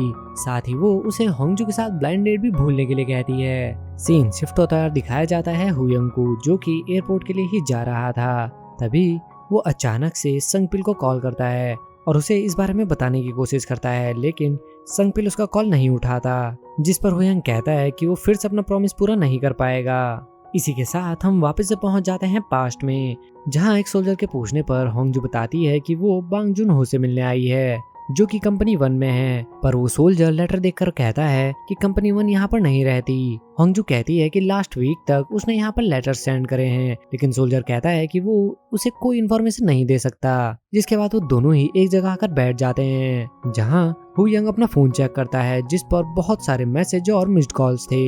हुयंग अपने बैग से होंगजू की वही फोटो निकालकर कहने लगता है कि वो एक बहुत बड़ा बेवकूफ है जो उसके पीछे पीछे यहाँ तक आ गया है। जिसके बाद वो होंगजू को उदास देखकर उसके पास जाता है और कहने लगता है कि अगर उन्होंने लास्ट बस मिस कर दी तो उन्हें बस टर्मिनल तक पैदल ही जाना होगा। पर तभी होंगजू कहती है कि क्या वो जाने से पहले एक बार रामेन खा सकते हैं। जिसके नेक्स्ट सीन में ही वो दोनों एक शॉप पर पहुंच जाते हैं जहां एक ओल्ड लेडी उन दोनों के लिए ही रामेन लाती है और उनकी ड्रेस देखकर कहने लगती है कि वो दोनों यहाँ के नहीं लगते। जिस पर होंगजू कहती है कि वो मिलिट्री बेस पर किसी से मिलने के लिए आए थे लेकिन वो उससे नहीं मिल पाए। वो लेडी भी कहने लगती है कि वो समझ सकती है कि इस समय उसे कितना बुरा लग रहा होगा कि वो जिससे मिलने के लिए आई थी वो उससे नहीं मिल पाई। साथ ही लेडी कहती है कि उसका खाना बहुत ही ज्यादा स्पाइसी होता है और अगर वो ज्यादा स्पाइसी हो तो साथ में पानी पीने के लिए कहती है। अब एक तरफ हुयंग उसके लिए पानी निकालने लगता है, वहीं दूसरी ओर होंगजू पहला बाइट लेते ही ये कहते हुए रोना शुरू कर देती है कि खाना बहुत ही ज्यादा स्पाइसी है। ये देखकर हुयंग भी बहुत ही ज्यादा सरप्राइज हो जाता है। असल में होंगजू रोने के लिए खाने का तीखा होने का बहाना बना रही थी। होंगजू को इतना ज्यादा रोते हुए देखकर हुयंग उसे आराम से खाने के लिए कहता है कि अभी उनके पास जाने के लिए टाइम है। पर होंगजू कहती है कि वो आज वापस नहीं जाएगी और जब तक वो अपनी फीलिंग कन्फेस नहीं कर देती वो यहाँ से नहीं जाने वाली। हुयंग उसे समझाने की काफी कोशिश करता है पर होंगजू कहने लगती है कि वो इतनी दूर से अपनी फीलिंग्स यहाँ बताने आई थी और वो इतना ज्यादा सफोकेट फील कर रही है कि अगर उसने अपनी फीलिंग्स नहीं बताई तो उसकी जान चली जाएगी। ये सुनकर हुयंग कहता है कि उसे अपनी फीलिंग्स अब उसे नहीं बतानी चाहिए। पहले हुयंग अपनी ही फीलिंग्स उसे बताने वाला था पर अचानक ही वो कहता है कि अगर उसने ऐसा किया तो उसकी रिपोर्ट कर देगा कि वो एक टीनेजर होकर एक सोल्जर से डेटिंग कर रही है। ये सुनते ही होंगजू भी उसके सिर में स्पून मार देती है। इसके बाद भी जब होंगजू रोना बंद नहीं करती तो हुयंग उसे चुप कराने की काफी कोशिश करता है पर जब वो नहीं मानती तो हुयंग कहता है कि क्या उन्हें खाने के बाद फिर से एक बार बेस पर जाना चाहिए और ये सुनते ही होंगजू तुरंत रेडी हो जाती है। अब नेक्स्ट सीन में ही हुयंग होंगजू के साथ दोबारा से बेस पर पहुंच गया था। वो सोल्जर को वही लेटर दिखाकर कहने लगता है कि लास्ट वीक तक उसे इससे रिप्लाई मिले हैं। सोल्जर भी कहता है कि फर्स्ट कंपनी यहाँ से जा चुकी है। हुयंग उनके नए एड्रेस के बारे में पूछने की कोशिश करता है लेकिन सोल्जर मना कर देता है कि ये एक मिलिट्री सीक्रेट है और वो इस बारे में कुछ नहीं बता सकता। हुयंग वापस जाने के बारे में सोचता है लेकिन होंगजू का उदास चेहरा देखकर वो फिर से सोल्जर के पास पहुंच जाता है और कहने लगता है कि क्या वो ये सभी लेटर्स जूनो तक पहुंचा सकता है। सोल्जर इस पर भी मना कर देता है जिस पर हुयंग कहता है कि या तो वो ये लेटर्स उस तक पहुंचा दे या फिर उसका एड्रेस उन्हें बता दे। जिस पर ना चाहते हुए भी वो सोल्जर उन्हें बताता है कि कंपनी 1 को बॉर्डर जोन पर भेज दिया गया है और नेक्स्ट 6 मंथ तक वो उनसे नहीं मिल सकते। ये सुनकर होंगजू भी बहुत ही ज्यादा शॉक और अपसेट हो जाती है। जिसके बाद वो दोनों ही वहाँ से घर के लिए निकल जाते हैं। होंगजू का उतरा हुआ चेहरा देखकर हुयंग भी सोचने लगता है कि अगर उसे पता था कि वो 6 महीने के लिए ऐसी जगह जाने वाला है तो उसने होंगजू को लेटर क्यों नहीं भेजा। हुयंग होंगजू को भी थोड़ा तेज चलने के लिए कहता है कि अगर उनकी लास्ट बस मिस हो गई तो उन्हें बहुत ही ज्यादा दिक्कत होने वाली है। इसके बाद भी होंगजू पहले तो धीरे धीरे चलती रहती है पर जैसे ही उसकी नजर लास्ट बस पर पड़ती है वो दोनों ही बस तक पहुंचने के लिए दौड़ना शुरू कर देते हैं लेकिन वो बस तक पहुंच पाते उससे पहले ही होंगजू नीचे गिर जाती है और हुयंग बस के पास जाने की बजाय होंगजू के पास आ जाता है। ये देखकर होंगजू भी उस पर चिल्लाने लगती है कि उसे बस को रुकाना चाहिए था पर हुयंग कहता है कि उसे उसकी चिंता हो रही थी। अब होंगजू के कहने पर कि अगर लास्ट बस मिस हो गई तो वो सियोल तक कैसे जाएंगे। हुयंग कहने लगता है कि अगर ऐसा हुआ तो वो दोनों यहीं पर रात बिता लेंगे। ये सुनकर होंगजू भी काफी सरप्राइज हो जाती है। अब अचानक ही प्रेजेंट में एक कार के सामने आने पर हुयंग नींद से जग जाता है और वो अभी तक पास्ट की यही सब चीजें याद कर रहा था। हुयंग ड्राइवर को उसे 3 बजे तक एयरपोर्ट छोड़ने के लिए कहता है। हुयंग होंगजू को कॉल करने के बारे में सोचता है लेकिन उसी समय उसे हेजी का कॉल आ जाता है जो उसे बताती है कि होंगजू का एक एक्सीडेंट हो गया है और उसे ओबुक हॉस्पिटल में लेकर गया है। वो कहती है कि होंगजू की गार्डियन वो है लेकिन इस समय होंगजू बिल्कुल अकेली होगी और क्या वो उसके पास जा सकता है। इतना सुनते ही हुयंग भी ड्राइवर को तुरंत ओबुक हॉस्पिटल चलने के लिए कहता है। ड्राइवर के कहने पर कि ऐसे उसकी फ्लाइट मिस हो जाएगी हुयंग कहता है कि इस चीज से कोई फर्क नहीं पड़ता। हॉस्पिटल पहुंचते ही हुयंग अपना सामान छोड़कर सीधे हॉस्पिटल के अंदर भाग जाता है और रिसेप्शन से पूछकर सीधे होंगजू के पास पहुंच जाता है जो कि अभी भी बेहोश पड़ी थी। उसे देखकर हुयंग काफी ज्यादा परेशान हो जाता है। वहीं दूसरी ओर होंगजू को अचानक ही अपने पास्ट के फ्लैशबैक आने लगते हैं जहाँ होंगजू बचपन में अपने पेरेंट्स की कुछ बातें सुन लेती है, जहाँ वो होंगजू को या तो उसके फादर की फैमिली में या फिर एक ऑर्फनेज में छोड़ने की बात कर रहे थे। होंगजू ये बात सुनकर चुपचाप बाहर आकर बैठ जाती है। होंगजू बहुत ही ज्यादा उदास थी, लेकिन इसके बाद भी वो अपने चेहरे पर स्माइल लाकर हंसने की कोशिश करने लगती है। इसी बीच सीन उसके हाई स्कूल में शिफ्ट होता है, जहाँ टीचर उसकी खराब तबीयत होने की वजह से उसे घर जाकर अपने पेरेंट्स को बताने के लिए कहती है और खुद को जाकर हॉस्पिटल में चेक कराने के लिए भी कहती है। लेकिन होंगजू कहने लगती है कि ये भी तो एक हॉस्पिटल ही है और वहीं पर एक बिस्तर पर लेट जाती है। टीचर भी उसे आराम करने के लिए कहकर एक और बिस्तर पर लेटे हुए दूसरे स्टूडेंट को कहती है कि उसे अब यहाँ से जाना चाहिए। अब कुछ देर बाद होंगजू की हालत काफी खराब हो जाती है। उसी समय वही स्टूडेंट जब बाहर आता है तो होंगजू उसे टीचर समझकर उससे पानी मांगने लगती है। वो स्टूडेंट भी उसके लिए पानी लेकर आता है और जैसे ही वो उसका हाथ पकड़ने की कोशिश करती है, इसी बीच वो वापस से प्रेजेंट में आ जाती है, जहाँ हुयंग ने उसका हाथ पकड़ा हुआ था। वो उसमें आते ही होंगजू भी काफी सरप्राइज हो जाती है कि हुयंग यहाँ पर क्या कर रहा है। वो कहती है कि उसका इतना बड़ा एक्सीडेंट नहीं हुआ था, तो फिर वो यहाँ पर क्या कर रहा है। हुयंग उसके बारे में डॉक्टर्स को बताने जाने लगता है, पर होंगजू उसे रोक लेती है और कहती है कि वो बिल्कुल ठीक है। साथ ही कहती है कि उसकी वजह से उसका काफी टाइम वेस्ट हो गया है और अब वो यहाँ से जा सकता है। पर इतना सुनते ही हुयंग गुस्से में कहने लगता है कि वो उसे बार बार जाने के लिए क्यों कहती है। और अगले ही पल जैसे ही होंगजू कहती है कि ये कुछ भी नहीं है, हुयंग उसका हाथ अपने दिल पर रख देता है और उससे पूछने लगता है कि क्या उसे अभी भी यही लगता है कि ये सब कुछ नॉर्मल है।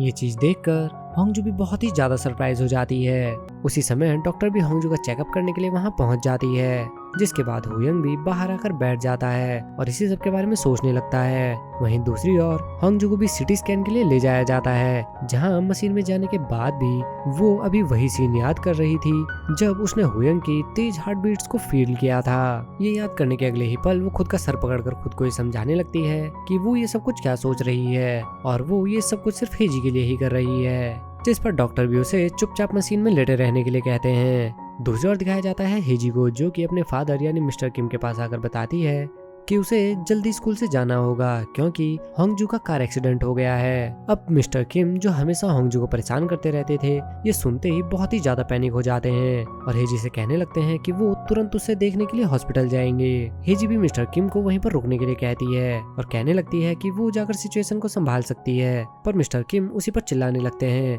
कि वो दो लड़कियां इस सिचुएशन को कैसे संभाल पाएंगी। उसी समय सोन को वहाँ देखकर वो सोन को हेजी को हॉस्पिटल ले जाने के लिए कहते हैं। सोन भी जाने के लिए रेडी हो जाता है, लेकिन हेजी उसे कहकर वहाँ से चली जाती है कि वो अकेले हॉस्पिटल जाकर सब कुछ संभाल लेगी। अब जैसे हेजी बाहर आती है, सोन उसे ले जाने के लिए अपनी गाड़ी लेकर पहुंच जाता है। दूसरी ओर दिखाया जाता है बीक वुक को, जो कि फोन पर किसी से सिक्योरिटी रूम को चेक करने की बात कर रहा था, जिसके बाद वो सोचने लगता है कि आखिर हुयंग अपना लगेज ऐसे छोड़कर सीधे हॉस्पिटल में क्यों आ गया है। वहीं दूसरी ओर सोन भी हेजी को लेकर हॉस्पिटल पहुंच गया था, जहां हेजी जैसे ही उतरते हुए गिरने लगती है, सोन उसे पकड़ लेता है और वापस गाड़ी में बैठा देता है। हेजी इस चीज से काफी इम्प्रेस होकर जैसे उसे थैंक्स कहने लगती है, वो देखती है कि सोन तो पहले ही गाड़ी से उतर गया है और अगले ही पल वो देखती है कि सोन अपनी गाड़ी से स्पेशली उसके लिए स्नीकर लेकर आता है और उसके सैंडल्स उतारकर उसे स्नीकर्स पहनाने लगता है, जिस चीज से हेजी बहुत ही ज्यादा खुश हो जाती है। उसी समय उसकी नजर बीक वुक पर पड़ जाती है, जहाँ वो दोनों ही एक दूसरे को वहाँ देखकर काफी सरप्राइज लग रहे थे। जिसके बाद दिखाया जाता है हुयंग को, जो बाहर बैठकर वेट कर रहा था। कुछ ही देर बाद नर्स भी होंगजू को बाहर लाती है और उन दोनों को रिपोर्ट्स आने तक बाहर वेट करने के लिए कहती है। हुयंग भी होंगजू को अपने साथ ले जाने लगता है। होंगजू कहने लगती है कि वो समझ सकती है कि कल रात उसके साथ रूड बिहेवियर करने की वजह से वो काफी ज्यादा सॉरी फील कर रहा है और वो उसे माफ करने के लिए तैयार है। हुयंग भी कहने लगता है कि उसे इस तरह के बहाने बनाने की जरूरत नहीं है। वहीं दूसरी ओर दिखाया जाता है बीक वुक को, जो कि हुयंग का लगेज लेकर हेजी के पास पहुंच गया था। हेजी के बताने पर कि होंगजू को माइनर इंजरीज हुई हैं, बीक वुक कहने लगता है कि होंगजू को इस टाइम हॉस्पिटलाइज होना चाहिए, पर हेजी कहती है कि वो पहले से ही जानते हैं कि उसे हॉस्पिटल से कितनी नफरत है। साथ ही हेजी कहती है कि क्या उन्हें इस बारे में मालूम है। बीक वुक कहता है कि उसे मालूम है कि होंगजू को हॉस्पिटल लाने से कितनी नफरत है, क्योंकि हॉस्पिटल में गार्जियंस के बारे में पूछा जाता है, पर हेजी कहती है कि वो इस बारे में बात नहीं कर रही है और वो हुयंग के होंगजू को लाइक करने के बारे में पूछ रही है। ये सुनकर बीक वुक भी पहले तो कोई जवाब नहीं दे पाते, पर फिर कहते हैं कि उन्हें नहीं पता था कि हुयंग उसे इतना ज्यादा पसंद करता है और कहते हैं कि उसे अंदाजा भी नहीं था कि हुयंग होंगजू के लिए इतना ज्यादा रेकलेस हो सकता है। अब नेक्स्ट सीन में ही हुयंग होंगजू को लिफ्ट से लेकर जाने लगता है, जहाँ होंगजू उससे लास्ट नाइट उसकी डेट के बारे में पूछती है और कहने लगती है कि उसे तो बहुत ही ज्यादा खुश होना चाहिए कि हेजी ने उसे पसंद किया है, क्योंकि बहुत सारे लड़के हेजी के पीछे पड़े हैं। हुयंग भी उसे बस लास्ट नाइट के बारे में बताने ही वाला होता है कि उसी समय बहुत सारे लोग लिफ्ट में अंदर आ जाते हैं और इतनी भीड़ होने की वजह से होंगजू हुयंग के काफी करीब आ जाती है। अब हुयंग को अपने इतने नजदीक देखकर अचानक ही होंगजू के दिल में भी घंटियां बजने लगती है और उसे हुयंग के साथ बिताए अपने सभी रिसेंट मोमेंट्स याद आने लगते हैं और उसकी हार्ट बीट भी काफी ज्यादा बढ़ जाती है। अब बाहर आते ही होंगजू हुयंग से कहती है कि वो उससे कुछ बात करना चाहती है और साइड ले जाकर कहने लगती है कि वो उसकी इस बात को ज्यादा पर्सनल ना ले। अब जहाँ हुयंग सोचने लगता है कि वो फिर से उसे जाने के लिए कहेगी, होंगजू अचानक कहने लगती है कि क्या वो उसके साथ फ्लर्टिंग करना बंद कर सकता है और ये सुनते ही हुयंग बहुत ही ज्यादा सरप्राइज हो जाता है। वो कहने लगती है कि उसे यूएस में रहकर इस सब की आदत हो गई होगी, लेकिन यहाँ पर उसके बिहेवियर को देखकर लोगों को काफी मिसअंडरस्टैंडिंग हो जाएगी। हुयंग भी उसकी बात का कोई जवाब दे पाता उससे पहले ही हेजी को वहाँ देखकर होंगजू तुरंत उसके पास पहुँच जाती है। होंगजू को देखते ही हेजी कहने लगती है कि वो तो बहुत ही बुरी कंडीशन में लग रही है और ये कहीं से भी माइनर एक्सीडेंट नहीं लग रहा है। पहले तो होंगजू इस चीज से गुस्सा थी कि हेजी इतनी लेट क्यों आई, पर फिर वो उसके सामने अपना दुखड़ा रोना शुरू कर देती है और फिर एक छोटे बच्चे की तरह इस पूरे इंसिडेंट के बारे में उसे बताने लगती है। हेजी भी उसे गले लगाकर चुप करने लगती है। उसी समय बिग वुक भी वहां आकर हुयंग पर चिल्लाने लगते हैं कि वो अपना सामान इस तरह से छोड़कर कैसे जा सकता है, पर होंगजू को वहां खड़े देख वो ज्यादा कुछ नहीं कहते। अब नेक्स्ट सीन में ही वो सभी बाहर आ जाते हैं, जहाँ हुयंग को खड़े देखकर होंगजू हेजी से पूछने लगती है कि उसने हुयंग को यहाँ पर क्यों भेजा था। होंगजू कहती है कि वो संगपिल को भी वहाँ भेज सकती थी, जिस पर हेजी कहती है कि वो उस समय क्लास में थी और सबसे पहला नाम उसके दिमाग में हुयंग का ही आया, तो इस वजह से उसने हुयंग को कॉल कर दिया था। जिसके बाद होंगजू हेजी से कहने लगती है कि अब वो उसके मैसेंजर की तरह काम नहीं कर सकती, इसलिए अगली बार से उसे अकेले ही हुयंग से मिलने जाना होगा। पर तभी अचानक ही हेजी कहती है कि वो उसे कुछ बताना चाहती है। पहले उसे कुछ समझ नहीं आता, लेकिन जैसे ही उसकी नजर सोन पर पड़ती है वो उसे अपने पास बुला लेती है और होंगजू से कहती है कि वो सोन को डेट कर रही है। ये सुनते ही होंगजू भी बहुत ही ज्यादा सरप्राइज हो जाती है। बिग वुक और हुयंग भी बड़े सरप्राइज होकर उनकी बातें सुन रहे थे। हेजी के कहने पर सोन भी कहने लगता है कि वो बहुत टाइम से उसे पसंद करता है और सिर्फ यही बात छिपाने के लिए वो होंगजू के साथ ब्लाइंड डेट पर गया था।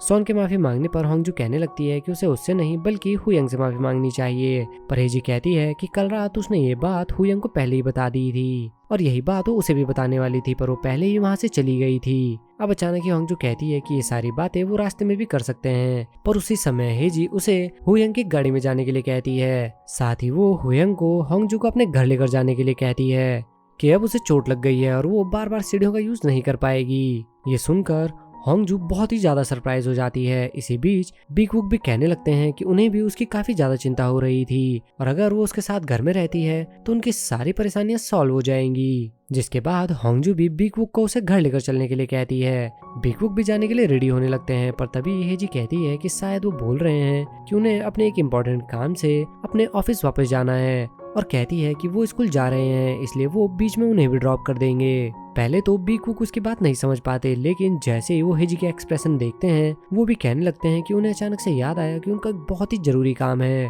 और वो उनके साथ नहीं आ पाएंगे। जिसके बाद वो तीनों ही सोन की गाड़ी में बैठकर वहाँ से निकल जाते हैं। वहीं दूसरी ओर होंगजू भी हुयंग को देखकर सोचने लगती है कि वो उसके साथ बहुत ही ज्यादा अनकंफर्टेबल हो जाती है और आखिर ये सब लोग ऐसा बिहेव क्यों कर रहे हैं। हुयंग भी होंगजू को उसके साथ घर चलने के लिए कहता है। अब घर जाते हुए एक कॉल आने की वजह से होंगजू का फोन वाइब्रेट करने लगता है, जिसका उन दोनों को ही पता चल गया था। लेकिन हुयंग के कॉल के बारे में कहने पर होंगजू ऐसे रिएक्ट करने लगती है कि मानो कॉल आने की वजह से उसकी नींद खुल गई हो और उसके कॉल उठाने पर पता चलता है कि ये मिस बे का कॉल था। इसी बीच दिखाया जाता है उन तीनों को, जहाँ सोन बार बार हेजी को ही देख रहा था। ये देखकर बिग वुक कहने लगता है कि उसे तो इस बारे में मालूम ही नहीं था कि वो दोनों आपस में डेट कर रहे हैं। ये सुनकर सोन भी कहने लगता है कि वो हेजी को सच में बहुत ही ज्यादा पसंद करता है, पर हेजी कहती है कि वो अब अपना एक्ट बंद कर सकता है।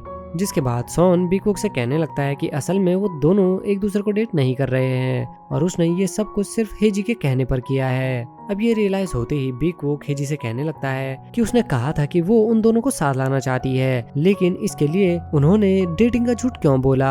सॉन भी कहने लगता है कि उसने अपना बेस्ट देने की कोशिश करी क्योंकि वो नहीं चाहता था कि हुयंग के मन में होंगजू और उसे लेकर कुछ मिसअंडरस्टैंडिंग हो, जिस पर पहले तो बिग वुक कुछ नहीं समझ पाता, पर जैसे ही सॉन बताता है कि वो इससे पहले होंगजू के साथ ब्लाइंड डेट पर गया था, वो और भी ज्यादा शॉक हो जाता है। बिग वुक कहने लगता है कि उसकी एक्टिंग देखकर तो उसे सच में यही लगा था कि वो हेजी को बहुत ही ज्यादा पसंद करता है। अब सॉन उसे सच में पसंद करता तो है, लेकिन वो ये चीज जाहिर नहीं कर पा रहा था। वहीं दूसरी ओर हेजी भी सॉन के दिए उन्हीं शूज को देखकर मन ही मन काफी ज्यादा खुश हो रही थी। दूसरी ओर होंगजू भी मिस बे से कहने लगती है कि उसने अपना काम पूरा कर लिया है और ड्राफ्ट उन्हें तैयार करके भेज दिया है। साथ ही कहने लगती है कि बचा हुआ काम वो इस वीक तो उन्हें नहीं दे पाएगी, पर ठीक होने के तुरंत बाद नेक्स्ट वीक आकर वो अपना काम कंप्लीट कर देगी। अब होंगजू के कॉल कट करते ही उसी समय हुयंग को भी उसकी मॉम का कॉल आने लगता है, पर वो अपनी मॉम का कॉल नहीं उठाता।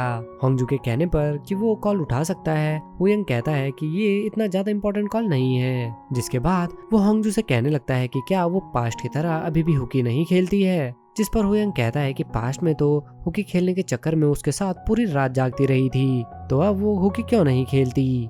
होंगजू कहती है कि वो किस बारे में बात कर रहा है और उसे इस बारे में कुछ मालूम नहीं है। हुयंग कहता है कि क्या वो पास्ट का वो दिन भूल गई है जब वो दोनों मिलिट्री बेस पर गए थे। और होंगजू के सुनते ही हम फिर से पास्ट में उसी दिन पहुंच जाते हैं जहां होंगजू को उठाने के चक्कर में उन दोनों की ही लाश बस मिस हो गई थी, जिस पर होंगजू पहले तो उसके ऊपर चिल्लाने लगती है और फिर उसे पास के क्लब तक जाकर वहां से कैब बुक करके टर्मिनल तक चलने का आइडिया देती है। ये सुनकर हुयंग भी कहने लगता है कि फाइनली वो अपना दिमाग किसी अच्छे काम में भी यूज कर सकती है, जिस पर होंगजू भी उसे टीज करते हुए कहने लगती है कि अगर उसका दिमाग कितना तेज है तो वो उसके साथ यहाँ क्या कर रहा है। अब होंगजू आगे जाने लगती है, वहीं हुयंग अपना जूता सही करने के चक्कर में जैसे ही एक बैरिकेड को पकड़ता है, बैरिकेड के गिरने की वजह से हुयंग लुढ़कते हुए सीधे एक पानी के गड्ढे में जाकर गिर जाता है। अब होंगजू को पहले इस चीज का एहसास नहीं होता, लेकिन जब काफी देर बात करने के बाद उसे हुयंग की कोई आवाज नहीं आती तो वो पलट कर देखती है जहाँ पर हुयंग नहीं था। वो कहने लगती है कि ये कोई मजाक का टाइम नहीं है, पर अगले ही पल उसकी हेल्प की आवाज सुनकर वो सीधे उसी गड्ढे के पास पहुंच जाती है। अब वो हुयंग की मदद करने से पहले उसे गड्ढे में फंसे हुए देखकर जोर जोर से हंसने लगती है और उसका मजाक बनाने लगती है। हुयंग के कहने पर कि क्या वो इसी तरह से हंसती रहेगी, होंगजू भी उसे बाहर निकालने के लिए कुछ सामान ढूंढने के लिए चली जाती है। दूसरी ओर हुयंग भी अपना फोन चेक करता है जो कि पानी में गिरने की वजह से खराब हो गया था। साथ ही वो होंगजू की वही फोटो देखकर कहने लगता है कि वो दोबारा उसके साथ ऐसी जगह कभी नहीं आएगा। उसी समय कोई आवाज सुनकर हुयंग थोड़ा डर जाता है और जोर जोर से होंगजू को पुकारने लगता है। होंगजू भी वहां कर कहने लगती है कि वो उसे बाहर निकालने का ही रास्ता ढूंढ रही है, तो वो इतना क्यों चिल्ला रहा है। होंगजू को वहां से जाते देख अचानक ही हुयंग उसे कहने लगता है कि वो उसे पीछे छोड़कर ना जाए। होंगजू भी कहती है कि वो सुबह से यही कर रही है कि वो उसे पीछे ना छोड़े। ये सुनकर हुयंग भी काफी रिलीव फील करता है। अब कुछ ही देर बाद हुयंग को दिखाया जाता है जिसके एक्सप्रेशन अचानक ही पूरी तरह से चेंज हो गए थे और नेक्स्ट सीन में हमें पता चलता है कि ये इस वजह से था क्योंकि उसे बचाने के चक्कर में होंगजू भी उसी गड्ढे में आ गई थी। हुयंग एक स्ट्रॉ की रस्सी देखकर होंगजू पर चिल्लाने लगता है कि वो इतनी बेवकूफ कैसे हो सकती है कि वो इसके सहारे उसे ऊपर खींचने की कोशिश कर रही थी। होंगजू भी कहने लगती है कि उसने सुना था कि डूबते को तिनके का सहारा ही काफी होता है, पर हुयंग उसे फिर से कहने लगता है कि वो अपना बैग और फोन भी ऊपर छोड़ आई है और उसे नीचे आने से पहले किसी की हेल्प लेनी चाहिए थी। हुयंग को चिल्लाते देख होंगजू भी उसी पर चिल्लाने लगती है कि जब उसके इतने पुकारने के बाद भी हुयंग ने कोई रिस्पॉन्स नहीं किया तो उसे डर लगने लगा था कि कहीं वो डूब तो नहीं रहा है और सिर्फ उसे बचाने के लिए ही वो पानी में नीचे कूदी थी। इसी बीच हमें वो सीन भी दिखाया जाता है कि जब होंगजू उसी स्ट्रॉ की रस्सी के सहारे उसे ऊपर खींचने की कोशिश कर रही थी, लेकिन अचानक ही हुयंग का हाथ छूटने की वजह से उसका सर पीछे दीवार पर लग जाता है और वो पानी के अंदर चला जाता है। और होंगजू के काफी पुकारने पर भी जब वो कोई रिस्पॉन्स नहीं करता तो उसे बचाने के लिए होंगजू भी नीचे ही कूद गई थी। जिसके बाद होंगजू के पूछने पर कि कहीं उसे चोट तो नहीं लगी, हुयंग कहता है कि वो बिल्कुल ठीक है। हुयंग उससे पूछने लगता है कि क्या उसे ऐसी जगह फंसने के बाद भी डर नहीं लग रहा है, पर होंगजू तो कहती है कि उसे डर क्यों लगेगा जब वो दोनों ही यहाँ पर फंसे हैं। पर होंगजू कहने लगती है कि उसे डर तो तब लगा था कि जब वो उसे बाहर निकालने के लिए कुछ सामान ढूंढ रही थी और उसी समय वहाँ पर एक बड़ा सा मेंढक आ गया था। हुयंग भी पहले तो उसका मजाक बनाने लगता है कि वो भला एक मेंढक से कैसे डर सकती है, पर उसी समय वहाँ पर एक मेंढक को देखकर हुयंग डर के मारे होंगजू से चिपक जाता है। इसी के साथ हम पहुंच जाते हैं प्रेजेंट में, जहां यही सब चीज याद करके होंगजू काफी ज्यादा एंजॉय कर रही थी। इसी बीच होंगजू से पूछने लगती है कि उस दिन उसे कहीं जाना था, लेकिन वो याद नहीं कर पा रही है। जिस पर होयंग बताता है कि उस दिन उसका सियोल यूनिवर्सिटी में एक इंटरव्यू था, और होंगजू के पूछने पर कहता है कि उसे ये इंटरव्यू उसके मैथ में इतना ज्यादा अच्छा होने की वजह से मिला था। होंगजू भी कहने लगती है कि वो तो ये सारी चीजें भूल ही गई थी। होयंग के कहने पर कि वो ये सब कैसे भूल सकती है, होंगजू कहने लगती है कि वो पूरी मेमोरीज आसानी से भूल जाती है। ये सुनकर होयंग भी थोड़ा सरप्राइज होकर उससे पूछता है कि क्या वो दिन उसके लिए बुरी मेमोरीज हैं। होंगजू भी कहती है कि बांग जूनो से जुड़ी सारी चीजें उसके लिए बैड मेमोरीज हैं। पर ये सुनकर होयंग काफी अपसेट होकर उसे कहने लगता है कि वो दिन बांग जूनो से कैसे रिलेटेड हो सकता है, और उस दिन की सारी मेमोरीज तो सिर्फ उन्हीं की थी। अब जहाँ एक तरफ होयंग इस सब की वजह से थोड़ा अपसेट हो जाता है, वहीं होंगजू भी ये सुनकर थोड़ा सरप्राइज हो जाती है। अब नेक्स्ट सीन में ही वो दोनों भी घर के बाहर पहुंच जाते हैं। होयंग उसकी हेल्प करने के लिए आता है, लेकिन होंगजू कहने लगती है कि वो इतना अपने आप हैंडल कर सकती है। होयंग भी कहने लगता है कि क्या उसे ये भी फ्लर्टिंग लग रही है। अब होंगजू उसकी हेल्प लेने से मना तो कर देती है, लेकिन पहला कदम रखते ही उसे उसकी हेल्प की जरूरत पड़ जाती है, जब होयंग उसे गिरते गिरते बचा लेता है। होंगजू भी कहती है कि इसके बदले में वो उसे फ्राइड चिकन खिलाएगी। अब अंदर जाकर होंगजू सीधे अपने रूम की ओर जाने लगती है। होयंग कहता है कि अगर वो चाहे तो उसे उठाकर उसके रूम में ले जा सकता है, पर होंगजू नहीं मानती, और अगले ही पल उसका पैर फिसल कर वो जैसे ही नीचे गिरने लगती है, उसी समय होयंग किसी तरह उसे बचा लेता है, और होयंग के बचाने की वजह से वो बहुत ही ज्यादा रिलीव फील करती है। अंदर आकर होंगजू भी गॉड को थैंक्स कहने लगती है उसे एक और जीवन दान देने के लिए, जिस पर होयंग कहता है कि थैंक्स तो उसका बनता है। होयंग होंगजू से उसकी दवाई की प्रिस्क्रिप्शन मांगने लगता है, पर होंगजू कहती है कि वो कल जाकर खुद ले आएगी, लेकिन होयंग उसकी कोई भी बात सुनने को राजी नहीं होता। जिसके बाद होयंग उसकी दवाई लेने चला जाता है। वहीं होंगजू कहने लगती है कि उसे इतना ज्यादा अजीब सा क्यों फील हो रहा है। इसी बीच दिखाया जाता है संगपिल को, जो कि उन तीनों को अपने रेस्टोरेंट में देखकर काफी शौक लग रहा था। वो हेजी और बीकुक को देखकर कहने लगता है कि वो दोनों एक साथ यहाँ कैसे आ सकते हैं। साथ ही उनसे सॉन के बारे में पूछने लगता है, जिस पर बीकुक बताता है कि ये होंगजू की ब्लाइंड डेट और हेजी का एक दिन का बॉयफ्रेंड है। ये सुनकर संगपिल भी थोड़ा शॉक हो जाता है, जिसके बाद हेजी उन्हें बताती है कि होयंग किसी और का नहीं बल्कि बीकुक का ही नाइस है। संगपिल भी कहने लगता है कि वो दोनों एक जैसे तो बिल्कुल भी नहीं लगते। बीकुक उसे यकीन दिलाने की कोशिश करता है, लेकिन संगपिल मानने को तैयार ही नहीं होता। जिसके बाद संगपिल मन ही मन होंगजू और होयंग की बातें करने लगता है, और बातों ही बातों में वो कहने लगता है कि कहीं ये 10 साल बाद उन दोनों का कोई फेटफुल रियूनियन तो नहीं है। पर जब तक उसे ये बात रियलाइज होती है तब तक देर हो चुकी थी, और हेजी उससे पूछने लगती है कि क्या उसे भी इस बारे में पहले से मालूम था कि होयंग होंगजू को लाइक करता है। संगपिल कहता है कि वो ये बात उसे भला कैसे बता सकता था, और वो अपने दोस्त के लिए काफी ज्यादा लॉयल था, इसी वजह से उसने उसे ये बात नहीं बताई। साथ ही कहता है कि सिर्फ वही एक है जिसे ये बात समझने में इतना ज्यादा टाइम लग गया। इसी बीच बीकू कहने लगता है कि उसे चिंता हो रही है कि क्या होयंग होंगजू का सही से ध्यान रख रहा होगा। इसी बीच सीन शिफ्ट होता है और हमें दिखाया जाता है होंगजू को, जिसकी होयंग के आने की वजह से आँख खुल जाती है। होंगजू उससे पूछती है कि डिनर में क्या है, जिस पर होयंग अचानक ही उसके पास आकर बैठ जाता है और लाइट ऑफ करके उसे किस करने लगता है। होंगजू भी किस करने के लिए तुरंत रेडी हो जाती है, पर आँख खुलते ही वो बहुत ही ज्यादा चौंक जाती है और इस चीज से काफी एम्बेरेस भी हो जाती है कि वो किस तरह के सपने देख रही है। जिसके अगले मोमेंट ही वो कहती है कि वो यहाँ पर नहीं रह सकती, और फिर से सीढ़ियों के पास पहुंच जाती है। होंगजू सोचने लगती है कि क्या रेंग कर जाना ज्यादा आसान होगा, और वो घुटनों के बल ऊपर जाने लगती है। पर उसी समय होयंग वहां पहुंच जाता है, जो उसे देखते ही कहने लगता है कि वो उसकी कोई बात नहीं मानती।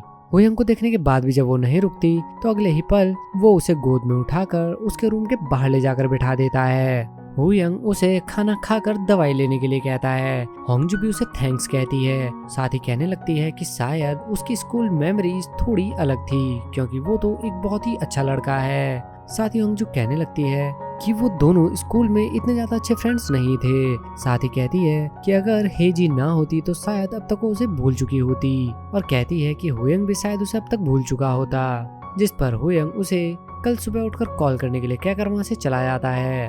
होंगजू भी सोचने लगती है कि क्या वो उसकी बातों से ऑफेंड हो गया, जिसके बाद वो फिर से उन्हीं सब एक्शंस को याद करने लगती है और काफी ज्यादा एम्बेरेस हो जाती है। अब अपने रूम में आने के बाद भी होयंग अभी भी होंगजू की कही वही बातें याद कर रहा था और कहने लगता है कि वो उसे प्रपोज करने से पहले कितनी बार डंप करेगी। इसी बीच उसे जोसेफ का कॉल भी आ जाता है, जो उसे कहने लगता है कि आज तो उसे यूएस आना था और उसे जल्द से जल्द यूएस वापस आने के लिए भी कहता है। लेकिन उसी समय उसकी नजर होंगजू की कंपनी पीटर्स पेन के एक विजिटिंग कार्ड पर पड़ जाती है, जिसे देखते ही वो जोसेफ से कहता है कि वो अभी यूएस नहीं आएगा और फोन कट कर देता है। सीन शिफ्ट होता है और हमें दिखाया जाता है जुनहो को, जो कि एक एनिमेटेड मूवी देख रहा था और वहीं पर रखे होंगजू के सभी लेटर्स को भी पढ़ रहा था, जिन्हें पढ़ते हुए उसे पास्ट के फ्लैशबैक आने लगते हैं। जिस दिन वो रेडी होकर एक इंटरव्यू की तैयारी कर रहा था, उसी समय होंगजू भी वहां आ जाती है। जुनो कहने लगता है कि उसने रात भर काम किया है और उसे जाकर आराम करना चाहिए, पर होंगजू कहती है कि अवार्ड जीतने के बाद ये उसका पहला इंटरव्यू है और उसने प्रॉमिस किया था कि वो उसकी पर्सनल डिजाइनर बनकर आएगी। साथ ही कहती है कि उसका पहला इंटरव्यू देखना उसका भी ड्रीम था। जिसके बाद होंगजू के कहने पर कि वो रेडी है, जुनो भी अपना इंटरव्यू देना शुरू कर देता है। रिपोर्टर के पूछने पर कि ये न्यूज उसे मिलते ही कि उसे ये अवार्ड मिला है, उसने सबसे पहले क्या किया, जिस पर जुनो कहता है कि ये पता चलते ही उसने अपने सबसे चहीते एक्विंटेंस को इस बारे में बताया। ये बताते हुए भी उसका पूरा ध्यान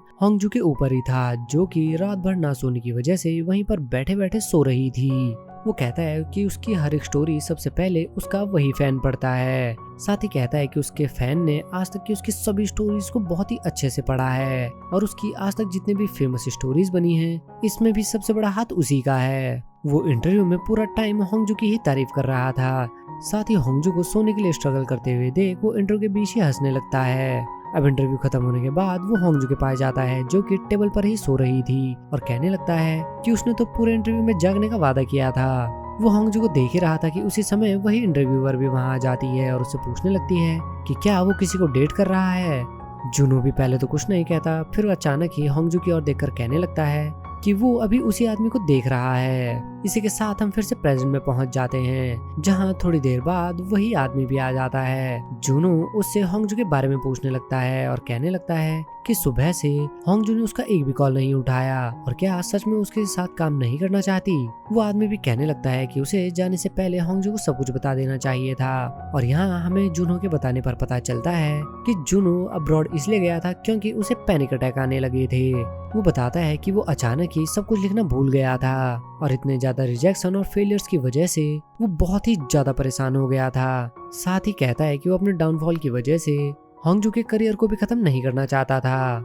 वो आदमी भी कहता है कि ऐसा कुछ नहीं था, लेकिन साथ ही उसे बताता है कि होंगजू उसकी इस एनिमेटेड मूवी पर काम करने के लिए तैयार है और वो ही उसकी एनिमे मूवी की प्रोड्यूसर बनेगी। ये सुनकर जुनो बहुत ही ज्यादा खुश हो जाता है और कहने लगता है कि उसे पहले से ही मालूम था, क्योंकि होंगजू ने सिर्फ उसी के लिए एनिमेशन कंपनी ज्वाइन की थी। साथ ही कहता है कि वो अब सब कुछ पहले की तरह ही ठीक कर देगा, जो कि होंगजू के उसी विजिटिंग कार्ड को देख रहा था और कह रहा था कि इसका मतलब वो होंगजू का फ्रेंड नंबर 3 है, जो कि उसी स्कूल से पास आउट हुआ है। ये याद करते ही हम फिर से पहुंच जाते हैं पास्ट में, जहां वो दोनों अभी भी उसी गड्ढे में फंसे थे और सुबह के 4 भी बज गए थे। इसी बीच बोर होने की वजह से होंगजू उसे ट्रूथ एंड डेयर खेलने के लिए कहती है। होंगजू कहती है कि वो दोनों एक दूसरे के वो सीक्रेट्स बताएंगे जो आज तक उन्होंने किसी को नहीं बताए। होंगजू शुरुआत करती है और कहती है कि बांग जुनो बहुत ही ज्यादा हैंडसम है, जिस पर हुयंग उसके माथे पर जोर से मारता है। होंगजू पहले तो नहीं समझ पाती कि उसने क्यों मारा, पर फिर हुयंग से उसका सीक्रेट जानकर उसे पीटने के लिए तैयार हो जाती है। हुयंग कहता है कि उसने अपने मैथ टेस्ट में एक क्वेश्चन गलत किया है। ये सुनकर वो भी काफी सरप्राइज हो जाती है और उसे बताने लगती है कि एक बार वो पूरे स्कूल में सबसे लास्ट आई थी। इसके बाद भी होंगजू के उसका कोई सीक्रेट पूछने पर हुयंग कहता है कि वो हमेशा से ही एक एनिमे डायरेक्टर बनना चाहता था। ये सुनकर होंगजू से मारती तो नहीं है, लेकिन काफी एक्साइटेड हो जाती है और कहने लगती है कि उसे भी एनिमे बहुत ही ज्यादा पसंद है और उसने अपना पूरा बचपन कार्टून्स और एनिमे देखने में ही बिता दिया है और उसने उनसे काफी ज्यादा कुछ सीखा है। हुयंग भी उसकी बातें सुनकर काफी कंफ्यूज हो जाता है। इसी बीच होंगजू से पूछने लगती है कि उसने ऐसा क्यों कहा कि वो एक एनिमे डायरेक्टर बनना चाहता था और क्या अब वो एनिमे डायरेक्टर नहीं बनना चाहता। हुयंग कहने लगता है कि उसने ऐसा इसलिए कहा क्योंकि अब उसे ऐसा नहीं लगता कि वो एक एनिमे डायरेक्टर बन पाएगा, क्योंकि लाइफ में हर सपना पूरा नहीं होता। होंगजू भी पहले तो उसे इस चीज पर फिलॉसफी देने लगती है और फिर कहने लगती है कि क्या वो उसका ड्रीम बोरो कर सकती है। हुयंग के पूछने पर होंगजू कहती है कि हमेशा ही उसके टीचर उससे पूछते हैं कि वो फ्यूचर में क्या बनना चाहती है, लेकिन वो कभी भी जवाब नहीं दे पाती थी, लेकिन अब उसने उसकी प्रॉब्लम सॉल्व कर दी है। साथ ही कहने लगती है कि अगर वो उसे अपना ड्रीम देता है तो वो अपनी सैलरी का 5% उसे देने को तैयार है। ये सुनकर हुयंग भी काफी खुश हो जाता है। अब सीन शिफ्ट होता है नेक्स्ट मॉर्निंग, जहां उनकी ग्रुप चैट की नोटिफिकेशन से होंगजू की नींद खुलती है। वो होंगजू से उसकी तबीयत के बारे में पूछने लगते हैं वो सभी आपस में बात कर ही रहे थे कि इसी बीच हेजी हुयंग को भी उस ग्रुप में ऐड कर लेती है। ये देखकर होंगजू बहुत ही ज्यादा सरप्राइज हो जाती है। वहीं दूसरी ओर हुयंग जो कि खाना बना रहा था वो ग्रुप चैट में ही होंगजू को नीचे आने के लिए कहता है, और जब वो मना करती है तो उसे धमकी देने लगता है कि अगर वो नीचे नहीं आई तो वो ही ऊपर आ जाएगा। अब नेक्स्ट सीन में ही होंगजू सीधे नीचे पहुंच जाती है और हुयंग भी उसके लिए ब्रेकफास्ट रेडी करने लगता है। होंगजू को आराम से खाते देख हुयंग उससे अपने खाने के बारे में पूछने लगता है, जिस पर होंगजू भी उसके खाने की काफी तारीफ करती है। और यही हमें दिखाया जाता है कि उसके लिए ब्रेकफास्ट बनाने से पहले ही हुयंग ने संगपिल से उसके टेस्ट के बारे में सब कुछ पता कर लिया था। अब खाने के बाद हुयंग उसे डेजर्ट के लिए पूछता है, जिस पर पहले तो होंगजू मना करती है, लेकिन जैसे ही हुयंग उसके फेवरेट डेजर्ट का नाम उसे बताता है, होंगजू उसे खाने के लिए तुरंत रेडी हो जाती है। और यही हमें दिखाया जाता है कि खाने के बाद डेजर्ट का आइडिया भी हेजी का था और ये डेजर्ट भी हेजी ने ही उसे ला कर दिया था। अब होंगजू को डेजर्ट इतना एंजॉय करते हुए देखकर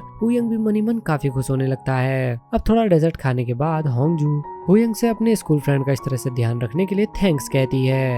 ये कहकर होंगजू जैसे वहाँ से जाने लगती है, हुयंग कहता है कि उन दोनों का अभी एक अनसेटल्ड बिजनेस बाकी है। होंगजू उसकी बात नहीं समझ पाती, जिस पर हुयंग उसे उसका वही विजिटिंग कार्ड दिखाता है और कहने लगता है कि उसने अभी तक उसका 5% नहीं दिया है। होंगजू को भी पहले समझ नहीं आता, लेकिन तभी उसे अपने पास्ट का वही प्रॉमिस याद आता है जिसमें उसने हुयंग को अपनी सैलरी का 5% देने का वादा किया था। होंगजू कहने लगती है कि वो किस बारे में बात कर रहा है, पर हुयंग कहता है कि उसे याद है होंगजू ने कहा था कि उसे उस दिन की सारी मेमोरीज याद आ गई हैं। हुयंग कहने लगता है कि उसने 10 साल में बहुत ही ज्यादा मेहनत की है और काफी ज्यादा पैसा कमाया है, इस हिसाब से उसके हिस्से में कितना पैसा आएगा। ये कहकर वो खुद कैलकुलेशन करने लग जाता है और होंगजू को डेजर्ट एंजॉय करने के लिए कहता है। इसी बीच हमें हुयंग की हेजी के साथ एक कन्वर्सेशन दिखाई जाती है, जिसमें हेजी कहती है कि अभी उसे इस चीज का राइट नहीं है कि वो होंगजू के पास्ट रिलेशन के बारे में जाने। पर फिर हेजी कहती है कि एक दिन वो आदमी अचानक ही उसे छोड़कर अब्रॉड चला गया और होंगजू ने अपनी लाइफ का सबसे वर्स्ट ब्रेकअप एक्सपीरियंस किया। वो कहती है कि होंगजू लव रिलेशनशिप से दूर रहने लगी है और उसने बड़ी ही मुश्किल से उसे ब्लाइंड डेट पर भेजा था, जहां वो उससे मिली। साथ ही कहती है कि कल जो उसने किया इसके लिए वो उसे पास करती है और उससे पूछने लगती है कि आगे वो क्या करने वाला है। हुयंग कहता है कि फिलहाल तो वो होंगजू की लिस्ट का फ्रेंड नंबर 3 है और सबसे पहले वो उसका क्लोज फ्रेंड बनना चाहेगा। इधर होंगजू भी उससे कहने लगती है कि उसने ये सब बातें सिर्फ इस वजह से की थी क्योंकि वो दोनों उस टाइम गड्ढे में फंसे हुए थे। साथ ही कहती है कि उस समय उसका दिमाग ठिकाने पर नहीं था। होंगजू कहने लगती है कि जब आदमी को अपनी डेथ नजदीक नजर आती है तो वो न जाने क्या क्या बातें करने लगता है। हुयंग भी पहले ये सब सुनकर काफी सरप्राइज हो जाता है और फिर अचानक ही होंगजू को देखकर उस पर हंसने लगता है। होंगजू भी उसे हंसते देख काफी सरप्राइज हो जाती है। हुयंग कहने लगता है कि उसे मालूम ही नहीं था कि वो उसकी बात को लेकर इतना सीरियस हो जाएगी कि उसे बहाने देने शुरू कर देगी। हुयंग को हंसते हुए देखकर होंगजू कहने लगती है कि वो अभी भी हार्टलेस है और अभी भी एक छोटे बच्चे की तरह ही है। होंगजू कहती है कि उसने इतने साल इतनी ज्यादा मेहनत करी और वो उसकी सैलरी से कट मांग रहा है। हुयंग कहता है कि उसने आज तक $10 मिलियन कमाए होंगे, जिसका कट सिर्फ $500 बनता है और वो मिलियन से कम एसेट पर काम नहीं करता। ये सुनकर जैसे ही होंगजू कहती है कि इसका मतलब वो बहुत ही ज्यादा सक्सेसफुल है, अचानक ही उसके एक्सप्रेशन चेंज हो जाते हैं। जिसके बाद हुयंग के पूछने पर कि उसका काम कैसा चल रहा है, होंगजू कहती है कि उसे काम बिल्कुल भी पसंद नहीं है और उसे तो सिर्फ एनिमे देखना पसंद है। अब अचानक ही होंगजू हुयंग से कहने लगती है कि अगर उसके पास टाइम है तो वो उस एनिमे मूवी को देख सकते हैं जिस पर उन्होंने काम किया था और लास्ट में उसे होंगजू का नाम भी उसमें देखने को मिल जाएगा। हुयंग भी ये सुनकर तुरंत रेडी हो जाता है। नेक्स्ट सीन में हमें दिखाया जाता है जूनहो को, जो कि होंगजू को ढूंढते हुए पीटर्स पैन में पहुंच गया था, लेकिन जब होंगजू से वहां नजर नहीं आती तो उसकी एक कलीग से उसके बारे में पूछता है। इसी बीच हमें दिखाया जाता है होंगजू और हुयंग को, जहां होंगजू एनीमे मूवी देखने के लिए अपना लैपटॉप लेने के लिए रूम में जा रही थी। उसे स्ट्रगल करते देख हुयंग उसकी हेल्प करने की कोशिश करता है, लेकिन होंगजू उसे मना कर देती है। वो अभी ये सब कुछ कर ही रहे थे कि उसी समय जूनो भी वहाँ पहुँच जाता है, जिसे वहाँ देखकर होंगजू भी काफी सरप्राइज हो जाती है। जूनो कहता है कि उसे पता चला था कि उसका एक्सीडेंट हो गया है, लेकिन उसे देखने से तो ऐसा नहीं लगता। होंगजू भी उसकी बात का कोई जवाब दे पाती उससे पहले ही जूनो उसके ऊपर चिल्लाने लगता है कि वो अपने करियर के लिए बिल्कुल भी सीरियस नहीं है और क्या वो इसी तरह से काम करना चाहती है। साथ ही कहता है कि अगर वो ऐसे ही करेगी तो उसे दोबारा से प्रोड्यूसर के बारे में रिकंसिडर करना पड़ेगा। ये सुनकर हुयंग को इसके और बढ़ते देख होंगजू से रोकती है और तुरंत जूनो के पास जाकर कहने लगती है कि अगर वो चाहता है तो उसे इस प्रोजेक्ट से निकाल सकता है। जूनो कहता है कि क्या वो सच में ऐसा ही करना चाहती है, और उसे समझ ही नहीं आ रहा है कि वो ऐसा क्यों कर रही है। होंगजू कहती है कि अगर वो सच में नहीं जानता कि वो ऐसा क्यों कर रही है तो उसे सच में गुस्सा आने वाला है। होंगजू को वहाँ से जाते देख जैसे ही जुनू उसका हाथ पकड़ता है, होंगजू अपना हाथ छुटाकर कहने लगती है कि अगर उसने दोबारा उसे कभी पकड़ा तो उसे जरूर एक थप्पड़ मार देगी। जिसके बाद होंगजू भी अपने रूम में चली जाती है। वहीं जुनू भी अपनी गाड़ी में बैठकर वहाँ से चला जाता है। अब होंगजू अपने रूम में आकर काफी ज्यादा अपसेट हो गई थी। थोड़ी देर बाद ही हुयंग भी वहाँ पहुँच जाता है, जो होंगजू के बगल में बैठकर जैसे उससे पूछता है कि वो कैसा फील कर रही है। होंगजू कहती है कि वो बहुत ही ज्यादा पेन में है और उससे भी ज्यादा वो इस समय एम्बेरसमेंट फील कर रही है, क्योंकि उसकी फेल्ड रोमांस लाइफ के सभी इंसिडेंट उसी के सामने होते हैं। हुयंग कहता है कि अगर ऐसा है तो उसे काफी बुरा लगेगा, लेकिन वो बहुत ही ज्यादा खुश है कि उसकी रोमांस लाइफ फेल हो रही है। ये सुनकर होंगजू भी थोड़ा सरप्राइज हो जाती है, लेकिन उसी समय हुयंग उसके सामने आकर उसे अपनी चोट और अपने हार्ट एक दोनों से ही रिकवर करने के लिए कहता है और ये कहकर अगले ही पल वो उसे किस कर देता है। इसी के साथ हम एक बार फिर से पास में पहुंच जाते हैं, जहां होंगजू एक बस स्टॉप पर बैठी थी और हुयंग रोड के उस पार से उसे ही देख रहा था। इसी बीच हमें वही सीन भी दिखाया जाता है कि जब वो दोनों उसी गड्ढे में फंसे हुए थे। काफी सुबह होने की वजह से हुयंग को भी नींद आने लगती है, जिस वजह से वो होंगजू के कंधे पर ही अपना सिर रख देता है। ये देखते ही होंगजू भी उससे पूछने लगती है कि वो क्या कर रहा है। जब हुयंग उसका कोई जवाब नहीं देता तो होंगजू कहने लगती है कि उसे ऐसा लगा कि अभी उसके दिल की धड़कनें अचानक से बढ़ गई हैं और असल में हुयंग को अपने इतने नजदीक देखकर होंगजू की हार्ट बीट काफी ज्यादा बढ़ गई थी। और इसी सीन के साथ ये पार्ट भी यहीं पर खत्म हो जाता है। तो मिलते हैं सेरेंडिपिटीज एम्ब्रेस के नेक्स्ट पार्ट के साथ, तब तक के लिए बाय बाय।